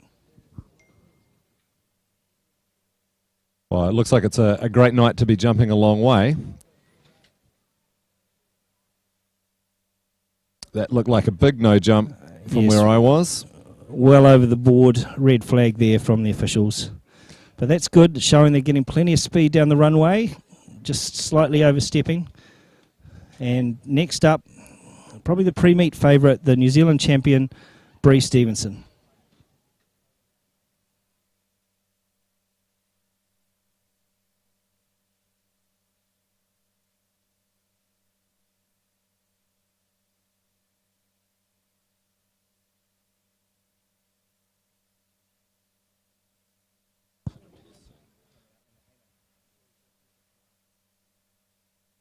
So Bree Stevenson, World University rep in 2019.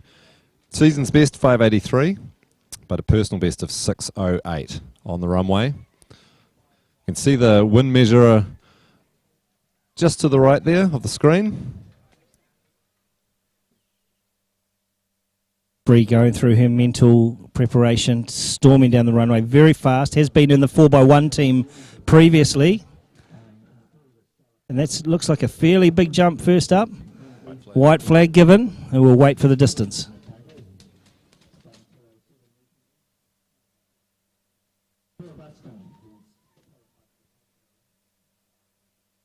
So of course with the long jump, we've got 6 jumps tonight.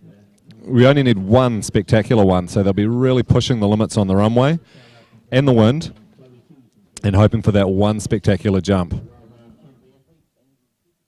Next up, Tegan Duffy. In the background, we can see the 800 metre runners are only a couple of minutes away. We'll switch to them shortly. Tegan has just run the 400 hurdles. She pulled up lame, but seems to be okay now. So we'll look for her to go. And we've just had the measurement come through. Brianna Stevenson, 587, which puts her into the lead and is a season's best.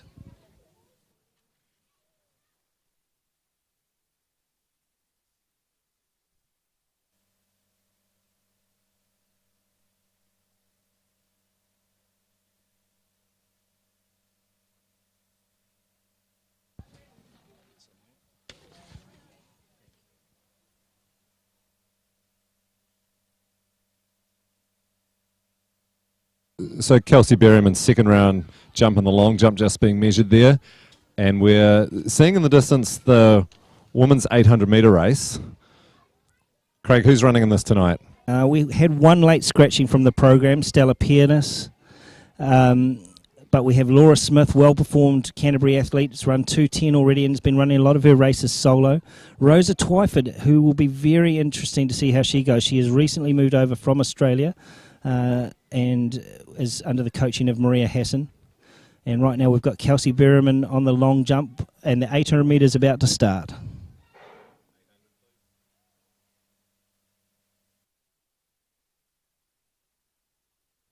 And we see them racing. They run the first 120 metres in lane. We have a designated pacer, one of our favourite daughters, Angie Smith, leading them out. She's looking to take them through in about 61-62. Becky Green tucked in behind her. And then you see them stringing out in a long line. A lot of young, talented local Canterbury runners looking to run personal bests, be dragged around by this lead pack. Angie Smith volunteering to pace this race. She's not racing this season. Becky Green, who won at the Classic just a couple of weeks ago, looking for a very fast time. Then we have Cara McDermott, Camille Buscombe back there, Emma Douglas, the New Zealand Secondary Schools champion, senior girls champion, and right behind her, Sammy Fuchs, who is the New Zealand Secondary Schools junior champion. They go through 60 seconds. Angie Smith steps off. Becky Green out in front. Cara McDermott chasing her. Camille Buscombe, of course, a 5,000, 10,000 metre specialist. Becky's certainly looking for a fast time. We'll have to see if the wind takes its toll or not. And behind them, long string of runners, all looking for very fast times. Camille Buscombe, her strength into the wind from her 5,000, 10,000 background will play a part. Looks like she's just closing down Cara McDermott, but Becky Green is stretching away at the front. 60 seconds for the first lap, Craig. Fast? Yeah, possibly a little bit fast, but they did want a fast time to go through, so we'll just have to see how they're going. It's going to be really hurting now as they come around the home bend, into the wind. And Camille Buscombe has moved into second, showing her strength. Becky Green there. Then we see Rosa Twyford. Sammy Fuchs, the junior girls champion. Camille Buscombe showing great strength. She could come through to take that. And she has on the line, just 10 metres out. Camille Buscombe wins it from Becky Green.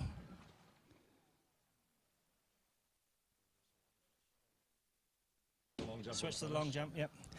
Anna Grimaldi in the long jump, already a New Zealand record first up. They're having a look at the board. Oh, must have just been over. Red flag there. Other jumps in this round. Tegan Duffy, 5 metres 56. Then in the second round, Kelsey Berryman, 5.79. And Helena Dennison, 5 metres 44.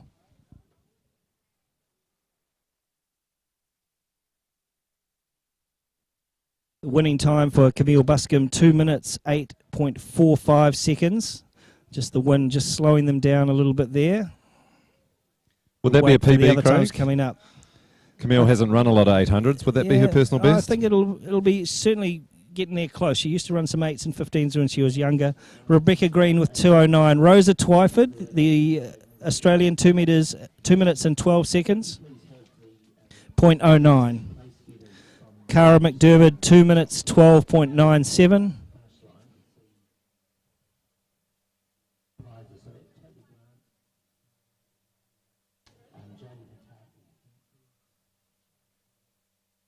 In fifth place, Sammy Fuchs from Queenstown, 2 minutes 15.24 seconds. Looking at Camille's season best of 2:08.88 and personal best of 2:08.21. She does get stuck in the 2:08s, but I think that would be a quality time considering the wind. Reminding everybody that Camille has already qualified for the Tokyo Olympics in both the 5,000 and the 10,000 metres. And another red flag in the long jump. Looks like the tailwinds are playing a little bit of havoc with the long jumpers' run-ups. Some of those other results in the 800 metres, we've got Laura Smith in 6th with 2 minutes 16.20, Tilly Hollier 2 minutes 17.84, Amanda Shallard 2 minutes 19.02 seconds.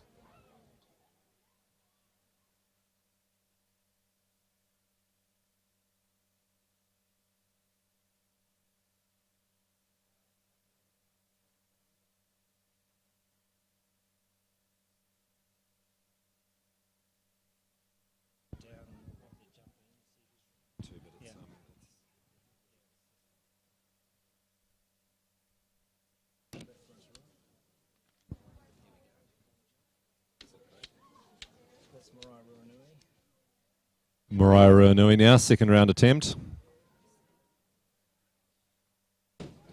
Should see the white flag there.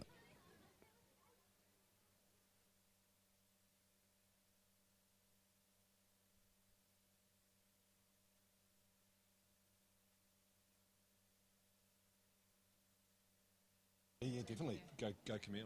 Can we do?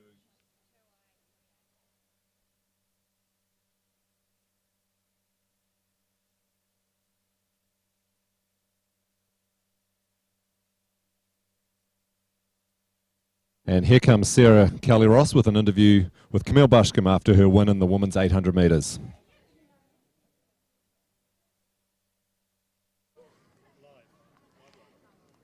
Hi, I'm here with the winner of the women's 800 metres. We don't usually see Camille Bushcombe running in 800 metres, but how was it out there tonight? Yeah, it was really good. It was awesome to get out there in a race that I'm not used to really running. The wind was quite a big factor actually today, so tried to just run even as possible because I felt like it would almost make you blow up if you pushed too hard on the first lap into the wind and with the pace. So tried to just run even, really wanted to actually get the win, but didn't actually know if I could do it. And so yeah, coming down the home straight, I managed to just have a bit more in the tank and came past, yeah, and managed to get the win. So I was really excited, yeah. And 2:08.45. Yeah. And it's just marginally off your PB. Are you happy with that workout though? Yes, no, I'm really happy. I'm happy with the time, but would love to do it in a more of a calmer conditions. I think I've got a couple of seconds in there, but just, yeah, it's you've got to get the right conditions to. I don't have that much power, so it's managing, managing the pace and the tactics and stuff to get it right. So yeah, no, it's cool. Well, you have got a lot of power, Camille, over certainly the 5 and 10K, and we did see some great running out there tonight to chase down Becky Green in the women's 800 and the pace that Angie set. When are we likely to see you step up a distance and go out to your preferred distance that you have qualified for Tokyo already in? Yeah, so the 5K and the 10K, I might be doing a 5K at Nationals, but I haven't actually got my exact schedule yet. I basically had the last month or so I've had sort of 800 mile, 800, 1500 next weekend, I'm pretty sure at Porritt, so we'll just kind of see how it goes and then reevaluate between basically March and July what the plan is. Yeah, so we'll see. I obviously want to get a 5 and a 10K in, but yeah, we'll just kind of see how the program is, yeah. Well, it's great to see you running in New Zealand, supporting a lot of the classics meets here at the International Track Meet, and good luck for the rest of the season. Cool, thank you so much, yeah, and thanks for everyone watching. Thank you.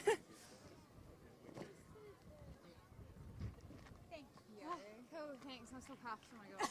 Yeah, doesn't seem like it. No, I am inside. My heart's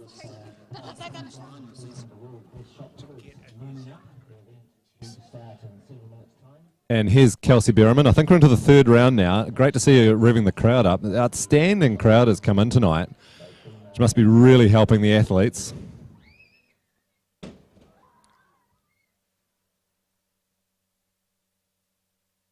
Let's look for that white flag, and we did.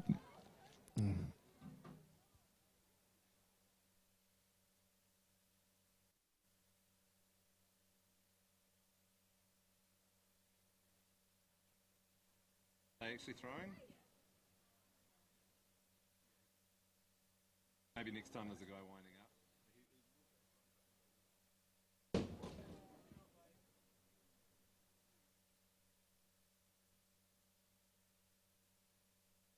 up.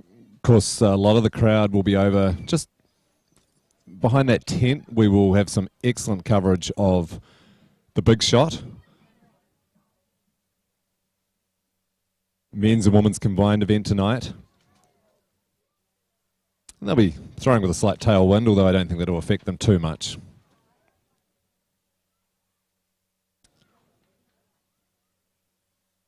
Helena Dennison now, third round attempt. Wind readings taken.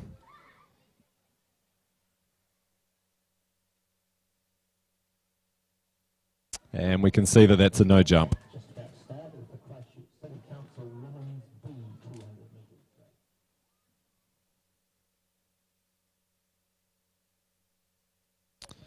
So Anna Grimaldi's next on the runway for the long jump. Already a successful night.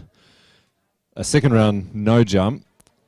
So she's probably really pushing the limits of that board, seeing if she can improve on a 5.78 first round New Zealand record.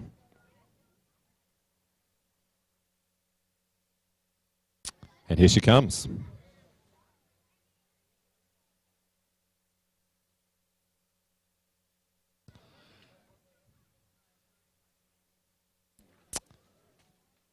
Three more jumps though for Anna.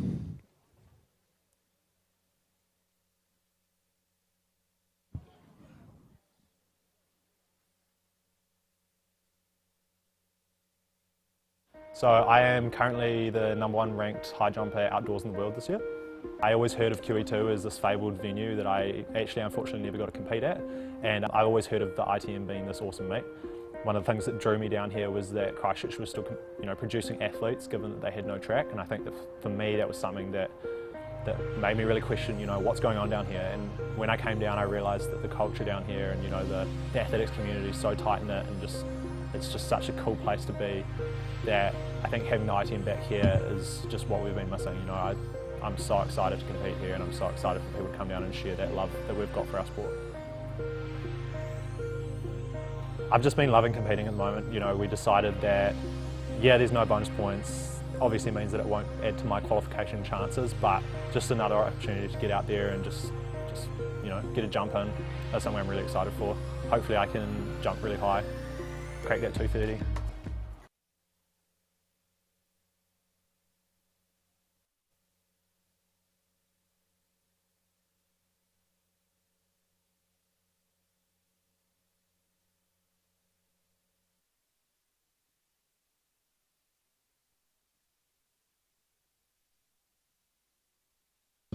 Round.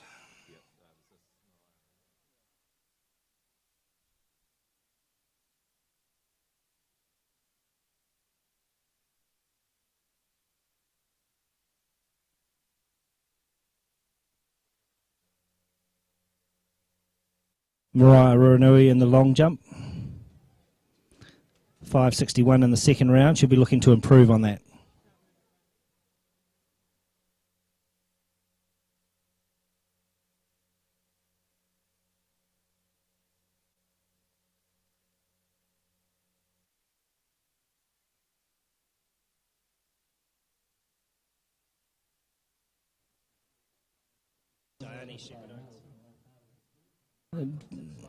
Dione Shepherd-Oates in the hammer circle.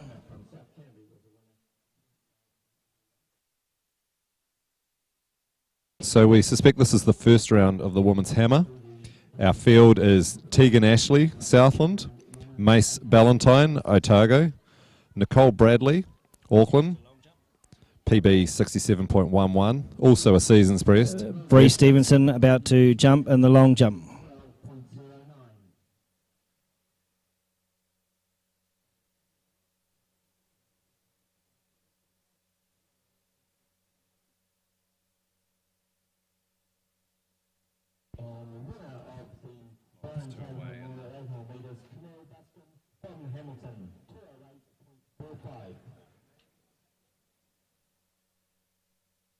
And an overstep there. So continuing with the field is Dana Shepherd-Oates, Lexi Maples, who is in the circle right now, and Lauren Bruce will follow her. Lexi with the season's best, 51.32.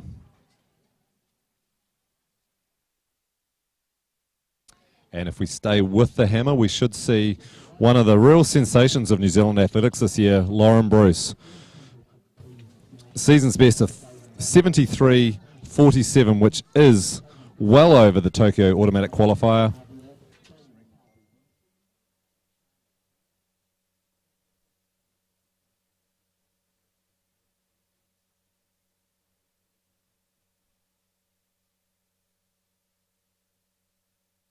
Tegan Duffy in the long jump there, concluding the third round of the long jump.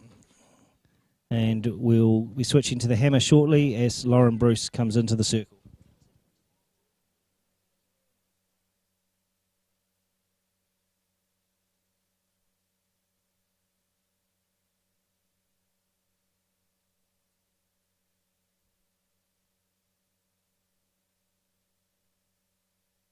So just a little issue with the hammer, retrieving the implement from the net, I believe, as we wait for Lauren Bruce to come in for her first round throw.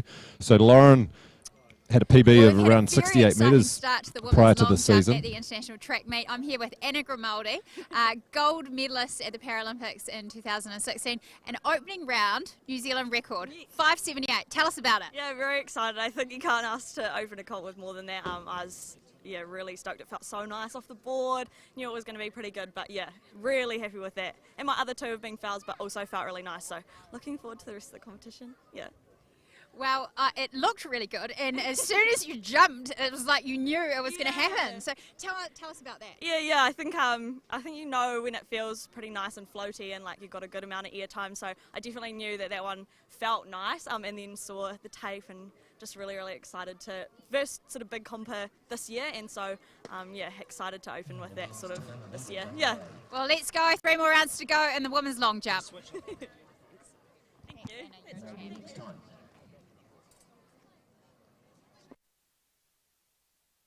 Thanks, Sarah, for that interview. We're looking to carry on with the hammer throw and the men's 200 as well.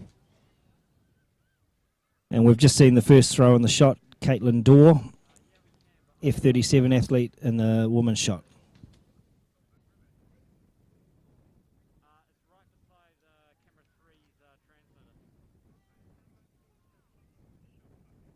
Next into the shot circle, one of our outstanding young juniors, late addition to the field, Kaya Tupu South.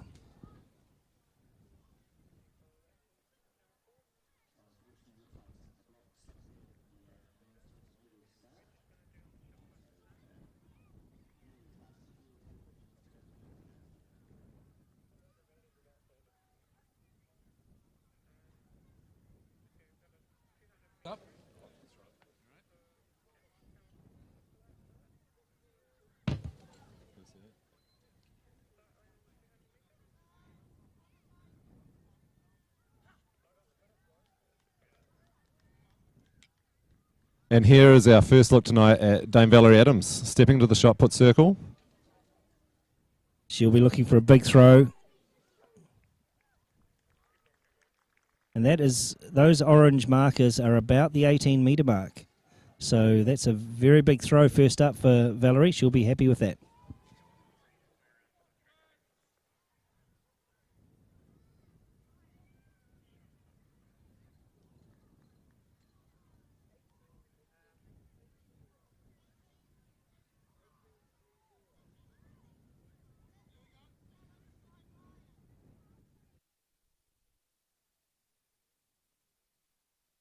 So just seeing Valerie's first throw, 18 metres 30. That's a good first round throw. And they're into the blocks in the men's 200 metres. We'll be looking into the middle of the track where we have Idiosi Nikisha, Hamish Gill, Joseph Miller and Tian Welton.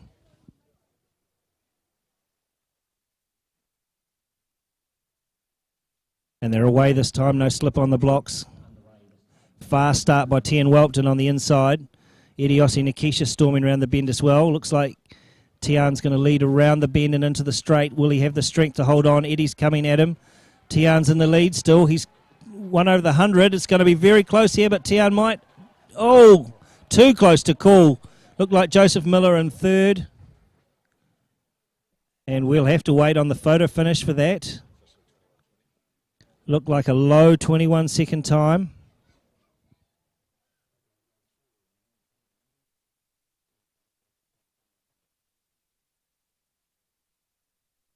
No one's really sure on that one, although we're getting some unofficial results in. 3 in the 21 seconds. Looks like Eddie has just taken it in 21.24 seconds, with Tian 4/100ths of a second behind in 21.28.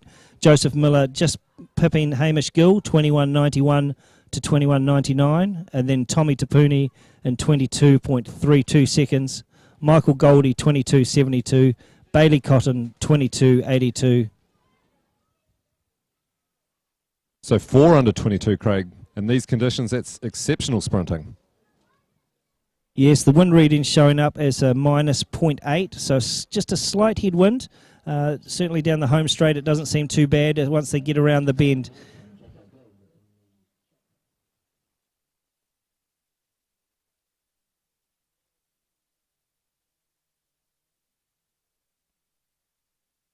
Here we see the slow motion there. Tian Welpton leading off the bend. A lot of strain, keeping his form. The power of Idiosi Nikisha, the New Zealand junior 100 metre record holder, just coming through. He's very competitive. Wouldn't have wanted to lose this after Tian managed to nudge him out over 100 metres a week ago. And he's just got through in the last few strides to pip him by 4/100ths of a second.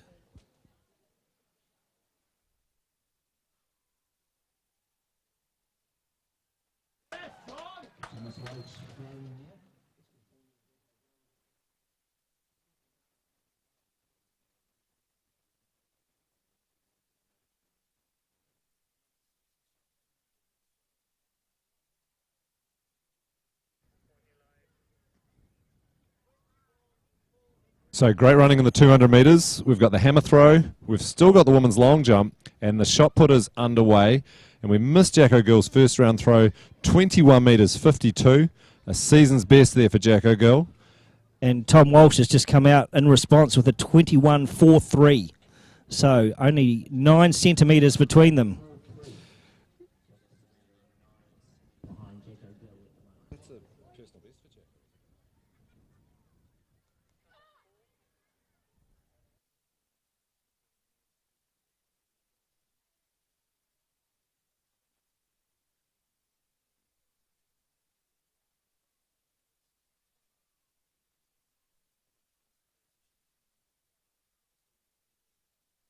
So fantastic start in the combined shot put. We saw Valerie throwing 18.30, and we're just still in the first round with just confirming Jacko Gill 21.52 and Tom Walsh 21.43. They are both season's bests.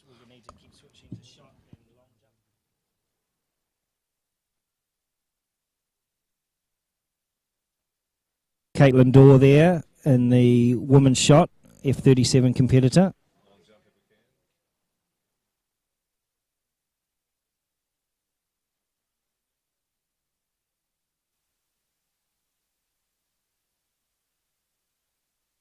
So we switch to the hammer, all very close to the front of the circle there. Keeps her balance well and quickly out the back, waiting for the white flag.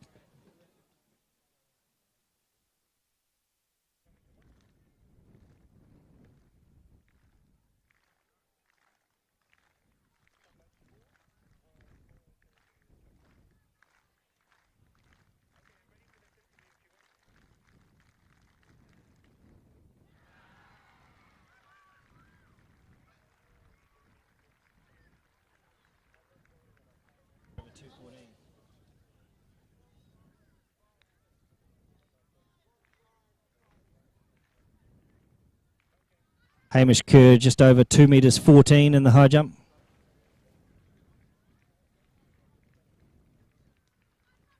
And now Valerie steps in after her opening 18-metre effort. She does look ready for business today.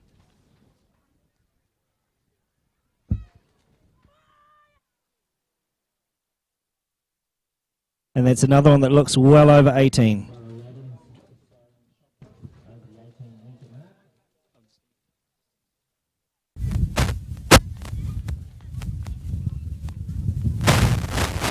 That looks to be a similar distance to the previous one.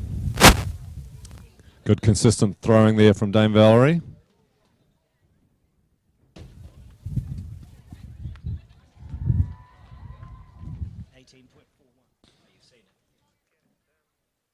And an 18.41 improvement there.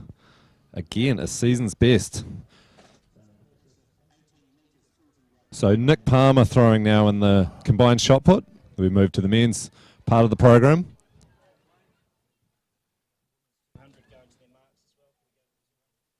Nick's still looking for that 18-metre throw. Very promising young shot putter.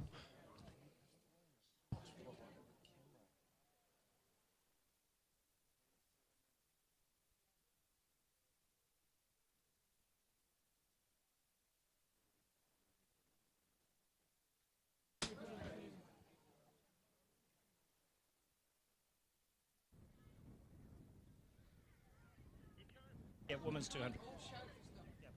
Yep. 200. Yep. That's right. We got it.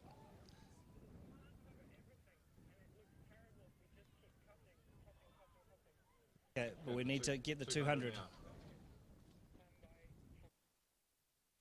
The women's 200, they're away, coming around the bend.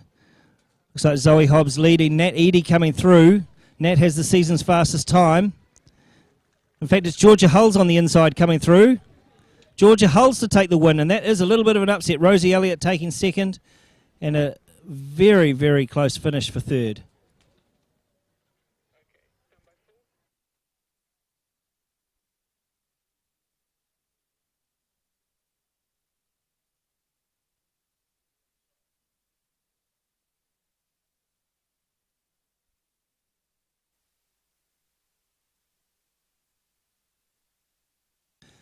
Todd Bates in the hammer.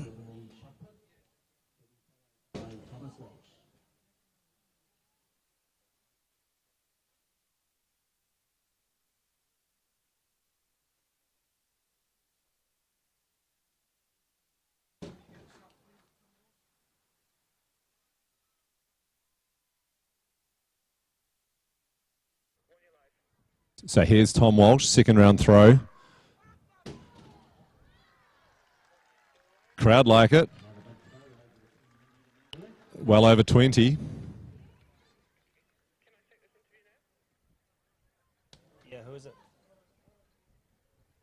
Get the distance first. Get the distance.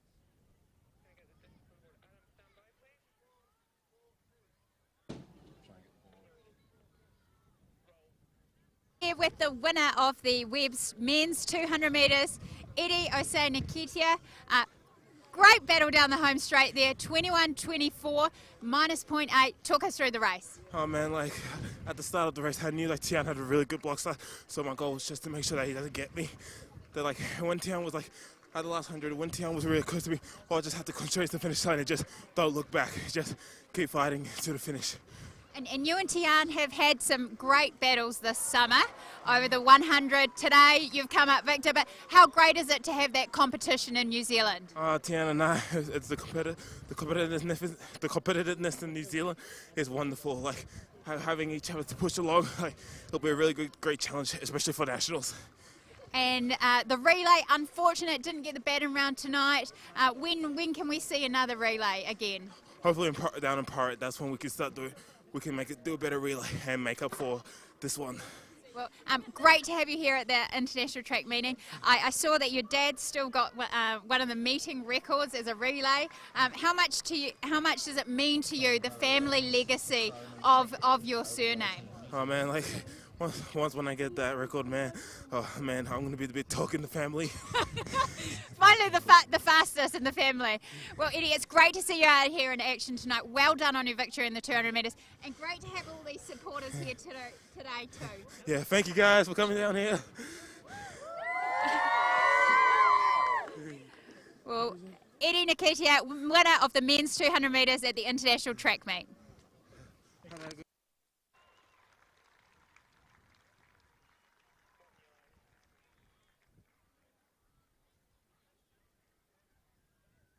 So with about 4 events carrying on at the moment, we just see in the background and hear from the crowd reaction, Hamish Kerr jumping 2 metres 20 in the high jump.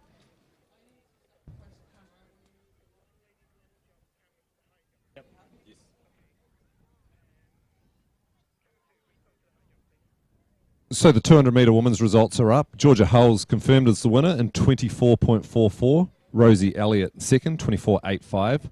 Natasha Edie, 25.06. Same time as Zoe Hobbs, but Natasha was given third and Zoe fourth. And we have Valerie into the circle for her third round. 2 big 18 plus throws. And that is well over 18 as well.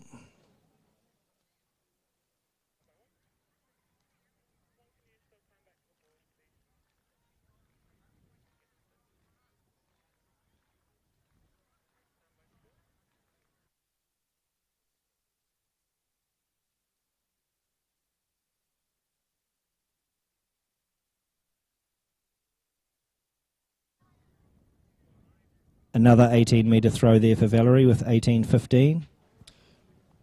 Just as Nick Palmer enters the circle, we'll finish the women's 200. Brooke Summerfield, 25.12. Nadia Evans, 25.23. Portia Bing 25.35 and Amy Robertson 25.39.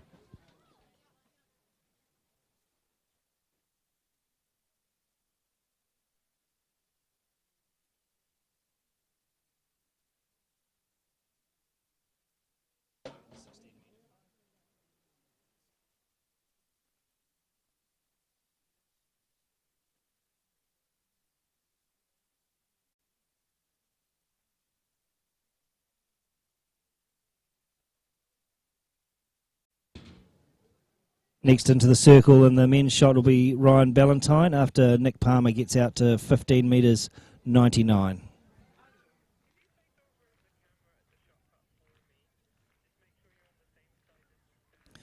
Here we go, Ryan, rotational thrower. He's released that. That's out well over 18 metres.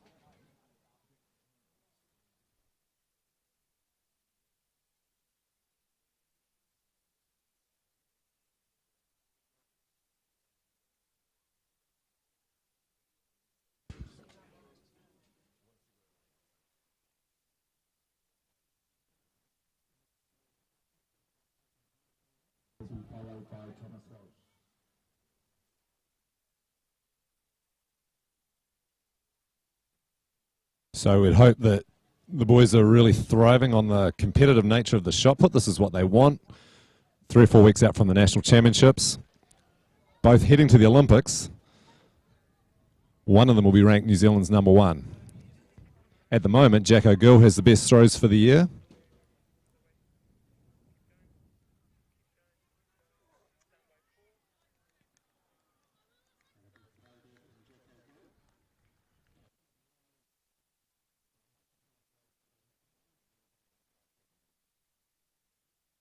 Another big throw there from Jacko. Tom will be fired up as well. Still no difference between them. 21.53 and 21.44.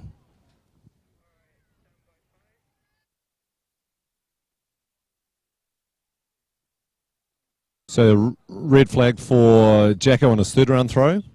But here's Tom Walsh. 21.43 earlier in the competition. What's Tom got for us this time? He's pretty happy with that one.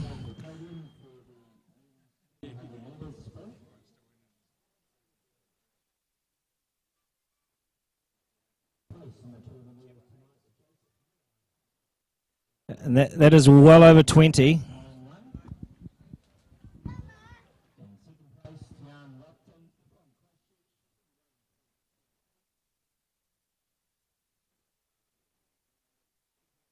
And 21.46.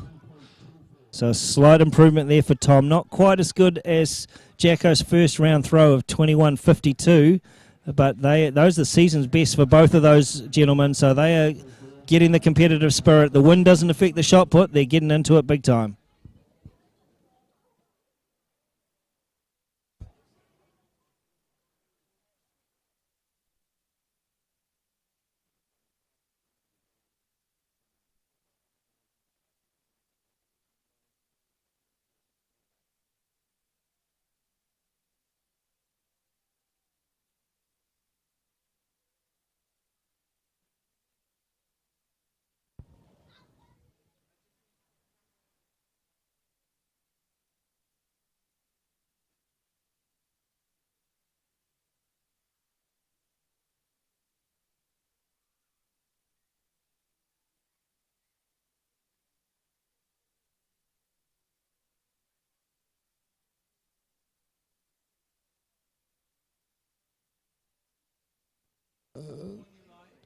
Just a wee break in the shot put here, Craig. Are they reordering the throwers for the 4th round? I wouldn't have thought they would do that, would you? Yes, they still do that. So after 3 rounds completed, they'll now be doing a reorder. So we'll see Jacko throwing after Tom at the end, because Jacko leads at the end of round 3. So we'll see Nick Palmer followed by Ryan Ballantyne, then Tom, then Jacko in the men's competition. Remembering, of course, we've also got a women's competition in the combined shot put as well. Yes, Valerie, well ahead in that.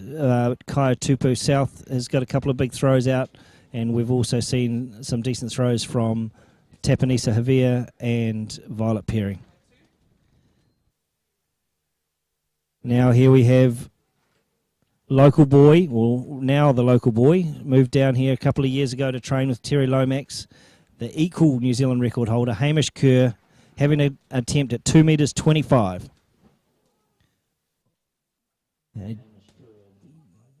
Doesn't look happy with that, just clipped it with his, looks like the back of his calves as he went over, and he'll be going back to have another attempt.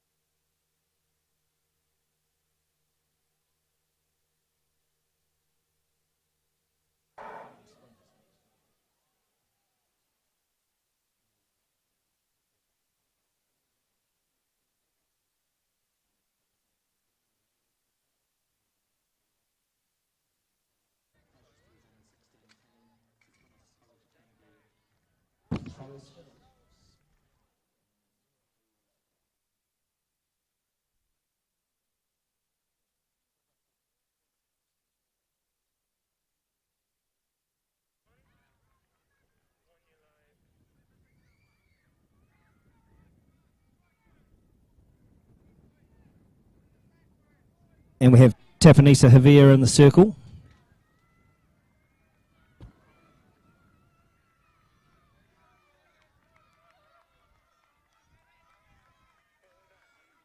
And that looks close to 14 metres for Tap as we see some 4x4 changes.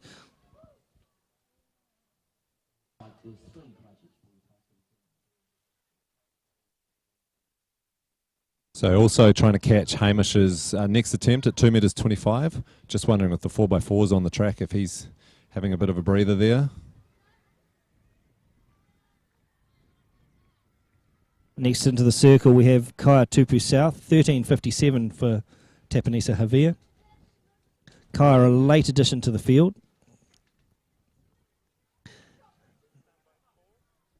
Just a young thrower and currently ranked number 6 in the world for her age group. So very talented, throwing out high 15s there by the looks.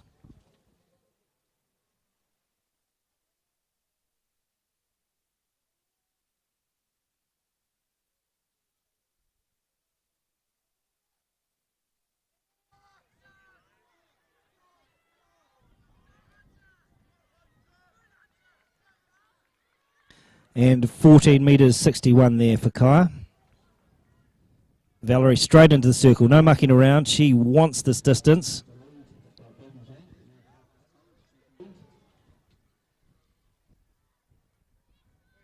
But a red flag on that one, I believe. Val just tapped her foot over the top there. And we see the start of the 4th round for the men's. Nick Palmer into the circle.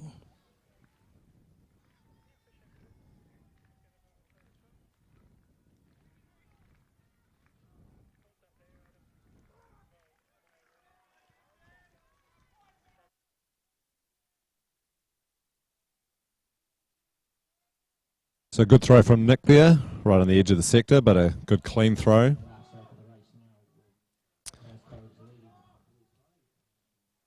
Next to throw will be Ryan Ballantyne, I believe.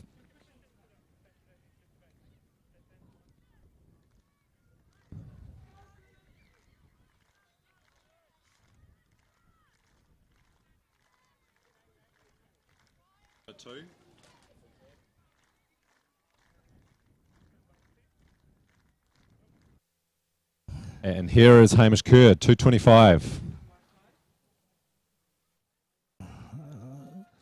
Looked like something went wrong with the run up there, and that was his 3rd and final attempt, and he will end the competition with a best of 222.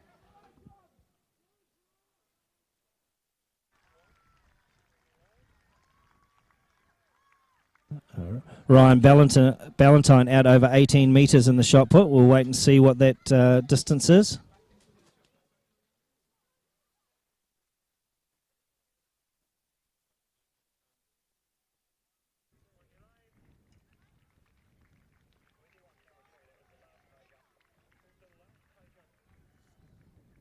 Yeah, high jump's done, yep.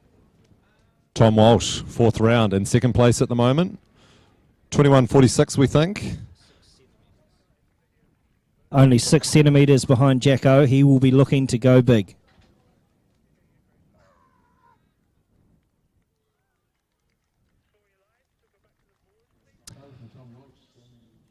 They're going to measure it, but Tom doesn't look too happy with that. He's got 2 more throws, as we see Jacko getting ready for his 4th throw.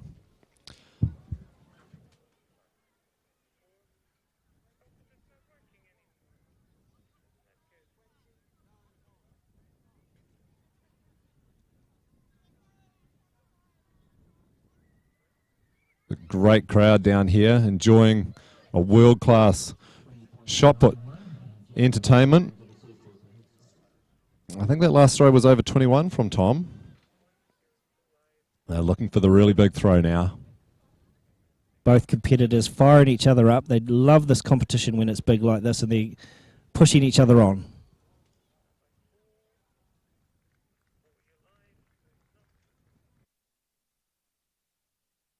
And that's over 20, probably about 20-60 or so from Jacko there.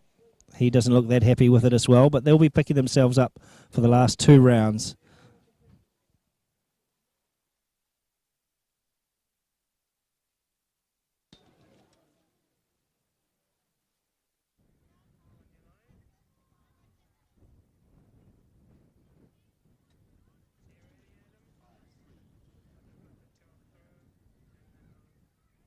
So well done, Craig, there, 20.53. Now we see Caitlin Dorr, F37 competitor. She looks relatively happy with that. Caitlin throws the 3 kg weight in her category for Paralympians.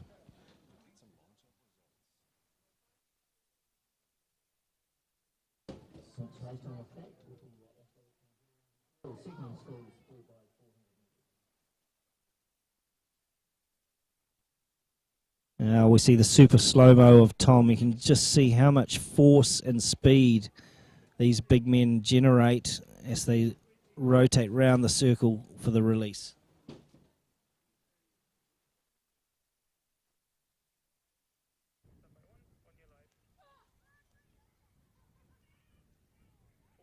Tafanisa Havia there, flirting with the foul line at the front. She's out over 14 metres.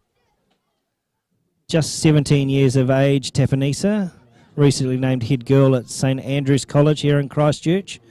Fine all-round athlete, was a very good sprinter hurdler and is now primarily shot and discus, also a very good netball player.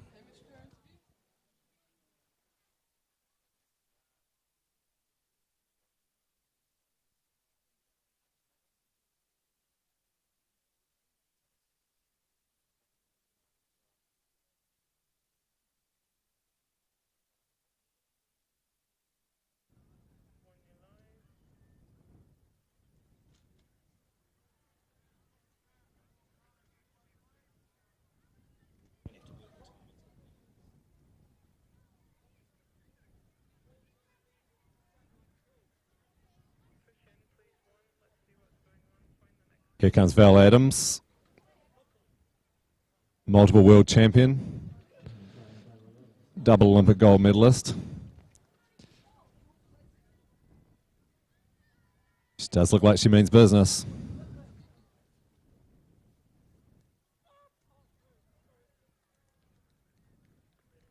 Not happy with that, and she's tapped the front of the circle. So one more throw left for Val.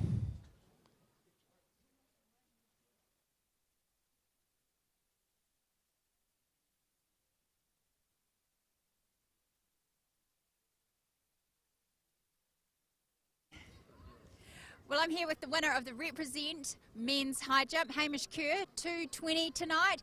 Really tricky conditions, just a miss at 2:25, but how did you feel about tonight? I mean, going in, it was obviously pretty cold, but yeah, no, I'm pretty happy with 2:20. I've done a lot of jumping the last couple of weeks, so to get a height like that, you know, I'm pretty stoked. Yeah. You mentioned you've done a lot of jumping in the last few weeks. 2:27 at the Cooks Classic. that must have felt great to be able to attempt to give yourself the opportunity to jump at 2:30. Yeah, for sure. I mean, for us, like, heat's everything, and in New Zealand traditionally we haven't had, you know, the warmest conditions. So for me, that was a personal best in New Zealand, which, like, is something, you know, if I go over to Aussie and get a few degrees warmer temperatures, then there should be some good heights in my legs. And in the women's 200 tonight, your girlfriend actually, Georgia Hells, came across the line in first position. You'll be happy with that. Team double for the night. Team dub for the night, you know, it's always, we love it, it's great. And what else have you got coming up for the rest of the season?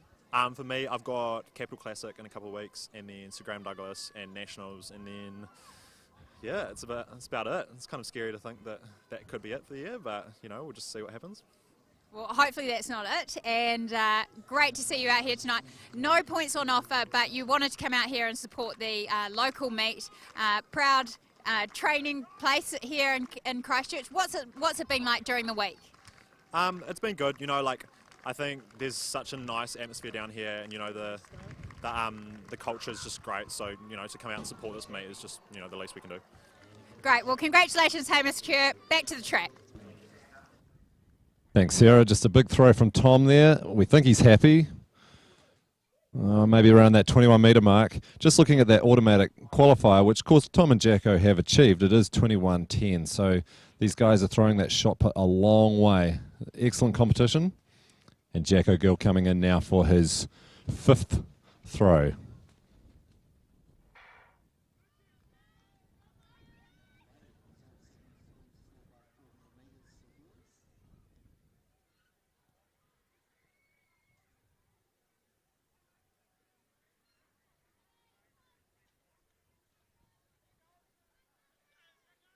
So Jacko, a multiple world record holder at various weights and age groups throughout the years. Gold medalists at youth and junior world championships. What can he produce for us in his 5th round throw? He's certainly in great form.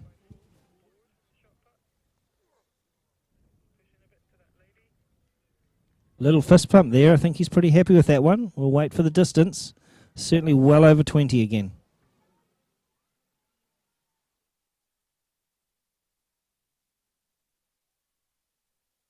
We've certainly watched enough shot put over the years to know that the 6th round can be when it all happens. Places can change and nothing is guaranteed until the final shot put has been recorded.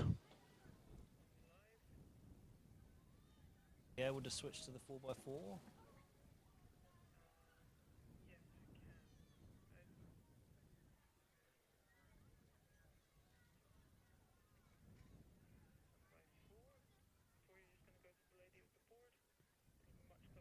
Caitlin Dorr there, pushing the 3 kg shot.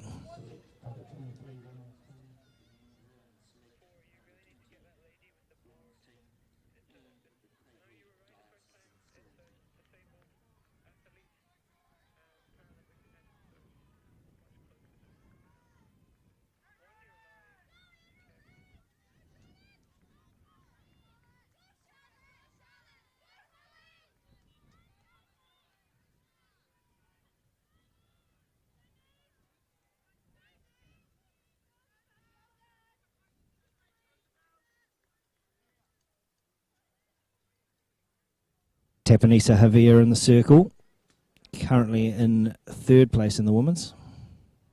And she's just over-rotated out the front there, red flag.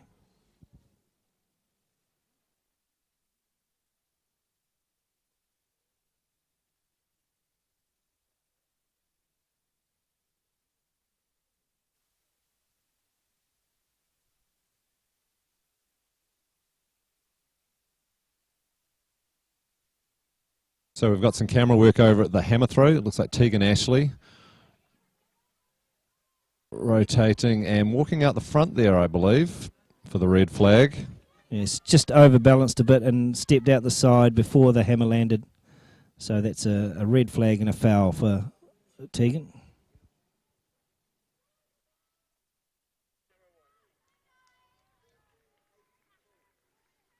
Dame Valerie Adams, last throw. She'll be looking for a big one. She always likes to finish with a big last throw.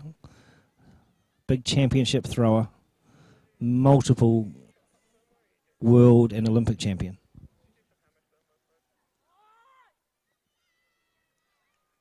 And she's just overbalanced at the front there, just below 18 on landing, but a foul at the front of the circle.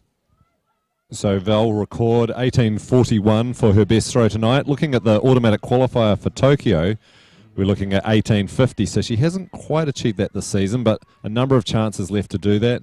And with all the points gathered this evening, I'm sure she'll be in that field for the Tokyo Olympics.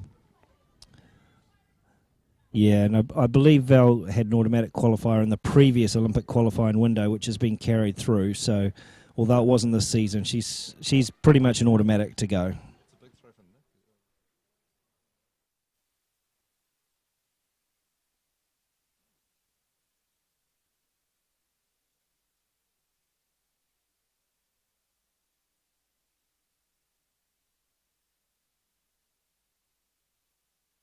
Great to see some coverage of the women's hammer.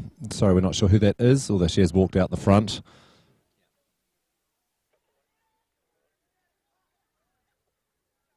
Ryan Ballantyne into the circle for his last throw. He'll be looking, he's still chasing that magic 20-metre mark. So let's see how he can go on his last.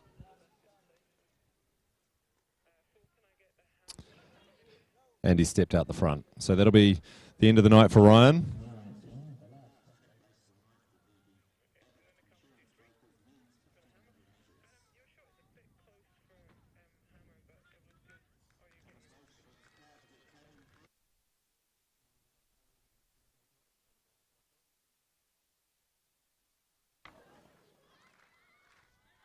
So last throw, Tom Walsh, Timaru's favourite son, in second place. Can he put some pressure on Jack O'Gill with a big sixth round throw?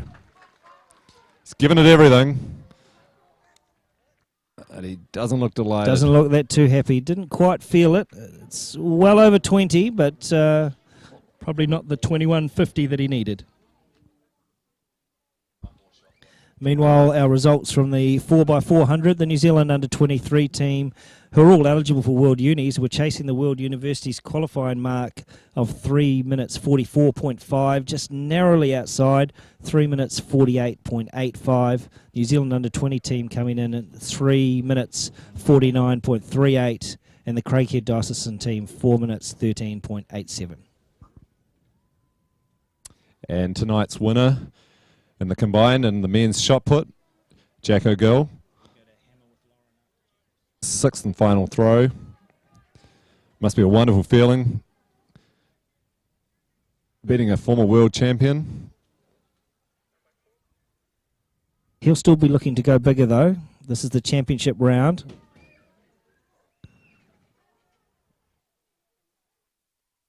And again, that is well into the 21s.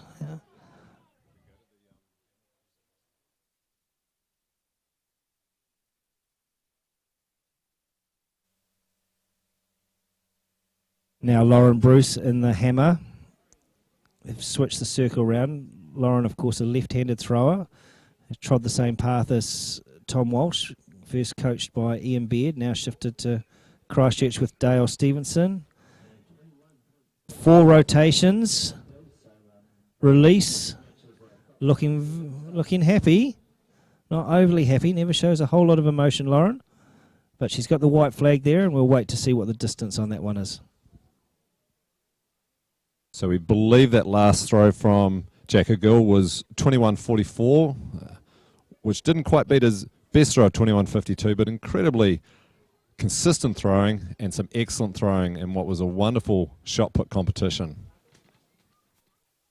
Yeah, I think both Jacko and Tom will both be very happy with that. Both have improved on their season's bests, and they'll be looking to just keep going further and further. They've got some more competitions lined up. There's the Porritt Classic next week, the Capital Classic the week after that in Wellington, then the Sir Graham Douglas in Auckland on the 27th of February, followed by our national championships in Hastings the first weekend in March.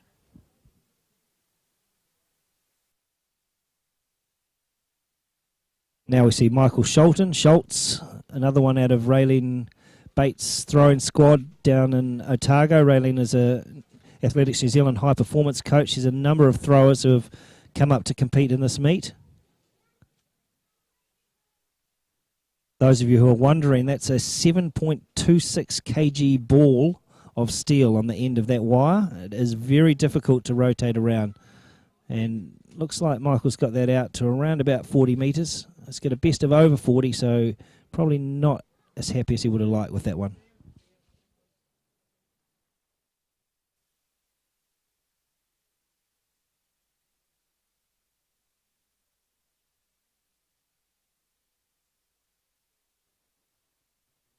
So Michael sharing a bit of a joke with one of his training partners there, Todd Bates.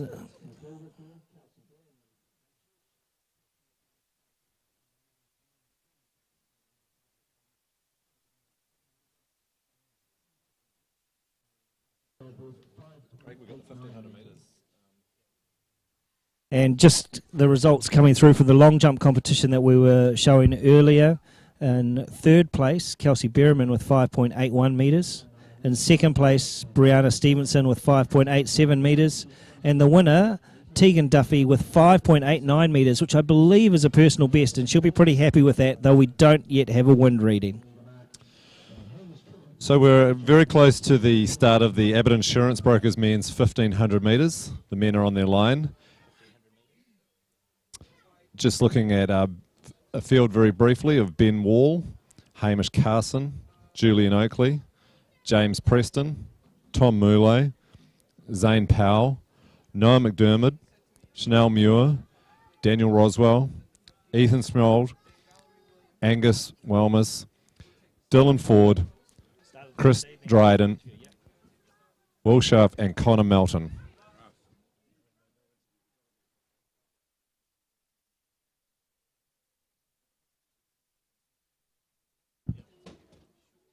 So they're away in the 1500. Now we have Ben Wall pacing the front group. You'll see Hamish Carson, Julian Oakley and James Preston. Now those three men are chasing a sub 340 time, and that's the pace that Ben Wall will set. Then in the second group we have Dylan Ford from Old Boys United pacing a group who will go through in about 2:02, and they'll be chasing a 3:48.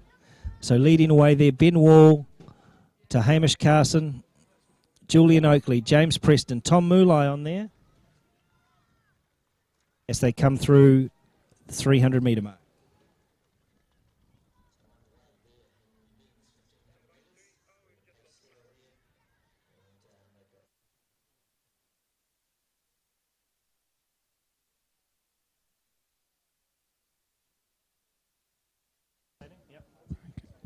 So as they go round there through 400, I'll hand over to Rod for a couple of comments.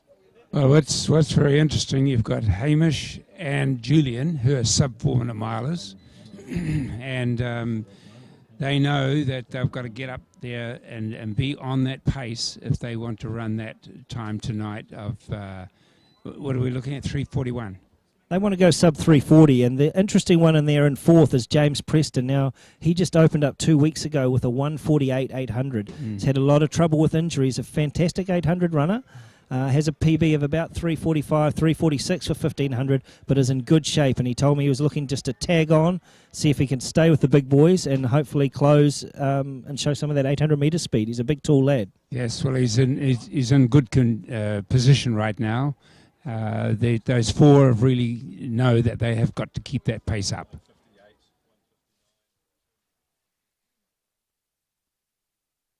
So that second bunch is right on target for their sub 3:48. It looks like the front bunch is good. Ben Wall has been doing some pacing for Eric Speakman, Geordie Beamish and Sam Tanner, so he's a very good judge of pace. He ran a 4:03 mile himself at the Cooks Classic last week. He steps off with about 500 to go. So Hamish Carson in front.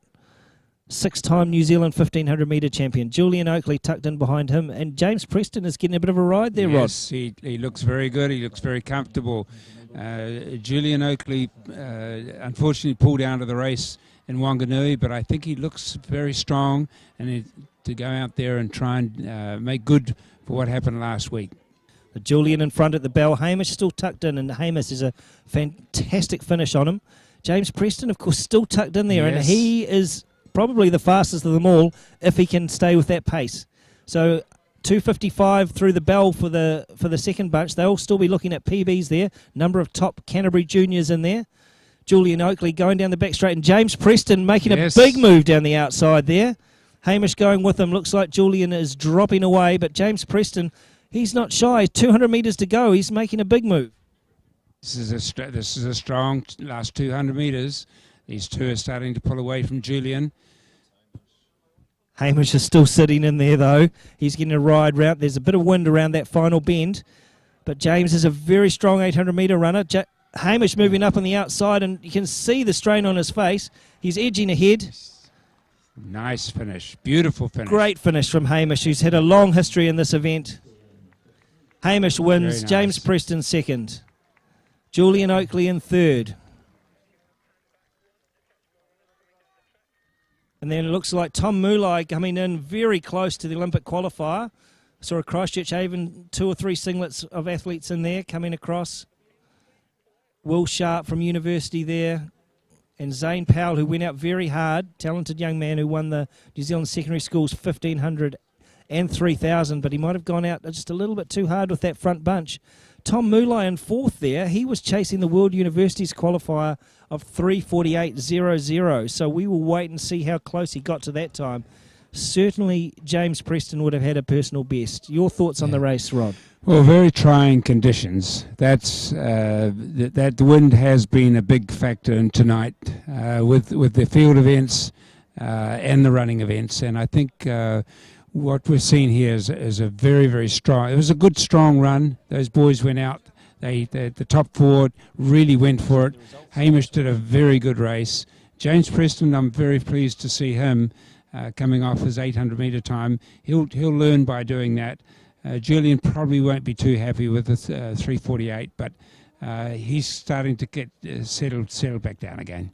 Yeah, so it looks like a 1 second PB for James Preston in second. Hamish Carson with the win in 3:44, and then Tom Mulai, or Julian Oakley 3:48, Tom Mulai 3:53, and we'll come back with the rest of the results shortly after this interview.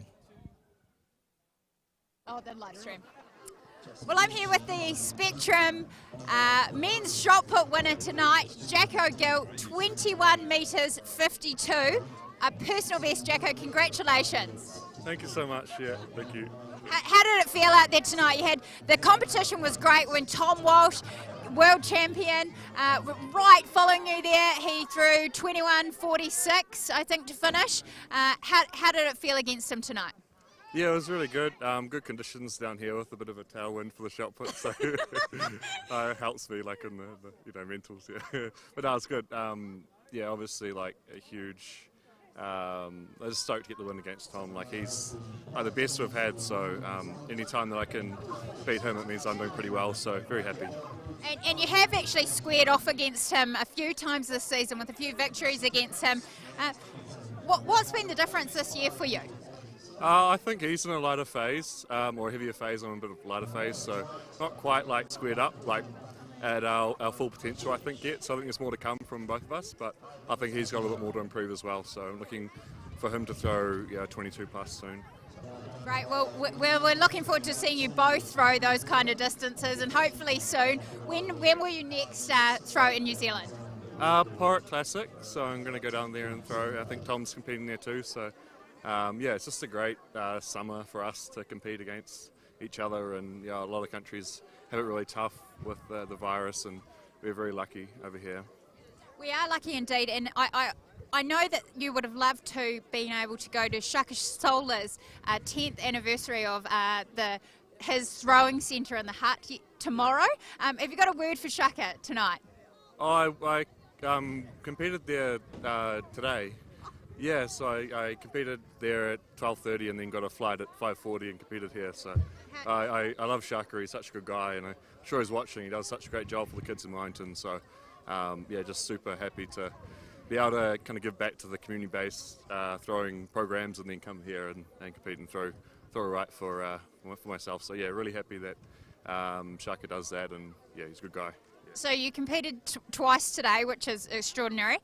My apologies to Shaka. I thought his party was actually going to be tomorrow, but you managed to squeeze it in today. How did you throw this morning?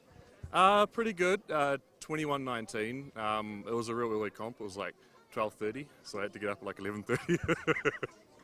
I normally sleep quite late, so yeah, it was good. Yeah. Well, you deserve a rest. 2 competitions in one day, one in the hut in Wellington and down here at the ITM in Christchurch. Congratulations, Jacko. Personal best performance and winner of the men's shot put at the International Track Meeting. Maybe. Awesome. Sorry, I thought it was tomorrow.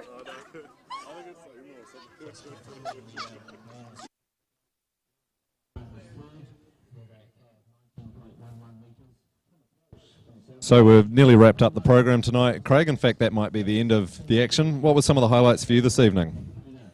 Well, we just saw it briefly, but Anna Grimaldi with a New Zealand record in the long jump. She's obviously in fantastic form, and she'll be wrapped heading into the Paralympics later in the year. And then, of course, the shot put. We had Jacko and Tom both throwing around Jacko just over and Tom just under the 21.50. So they're starting to get into that top end of throws. When you hit 22, that's talking medals. And then Connor Bell, 2 big 63-metre high throws. That's in this wind, fantastic. We didn't see too much coverage of Lauren Bruce, but we understand she did a couple of big throws as well.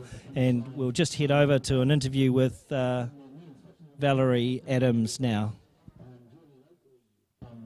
The winner of the Spectrum Women's Big Shot tonight, Dame Valerie Adams, 18:41 season's best. Yeah. Shaking her head, yes, no, pass mark or not? So consistently better tonight. I was hoping for a bit more. We've definitely been working on a few things that just didn't come together tonight, unfortunately. But this is a step in the right direction for me, and I just need to keep working. And yeah, I'm actually looking forward now to the next competition, the following competition, seeing if we can continue to build on that. Well, you are building, so that's you're very hard on yourself, but progress is progress in terms of where you're at. What was it like out there competing tonight? Some challenging conditions. Do you know, every time I've competed in Christchurch in the stadium, it's been absolute crap. But it is what it is. The temperature hasn't been too nice to us. Obviously, I'm a little bit older, so I love the heat. And my body loves the heat. Tonight, that just didn't happen, but that's okay. It is what it is. We came out and performed. The crowd has been amazing. The boys had a great competition, so that's always good. But, as a group, I think we're looking to continue to build till Porritt next weekend. Great. Well, we look forward to seeing you in Porritt. You did say about the crowd, it was fantastic to see people out here supporting the Big Shot and the International Track Meet. So we look forward to seeing you in a few weeks. Thank you very much. It's a delay, obviously.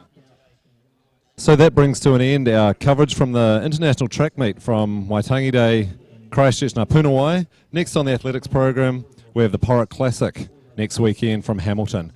Can I just say a big thank you to Sarah Cowley-Ross for her interviews out on the field today, for Rod Dixon for his expert comments, and on behalf of Craig Motley, this is Paul Dominikovich signing off from the International Track Meet 2021.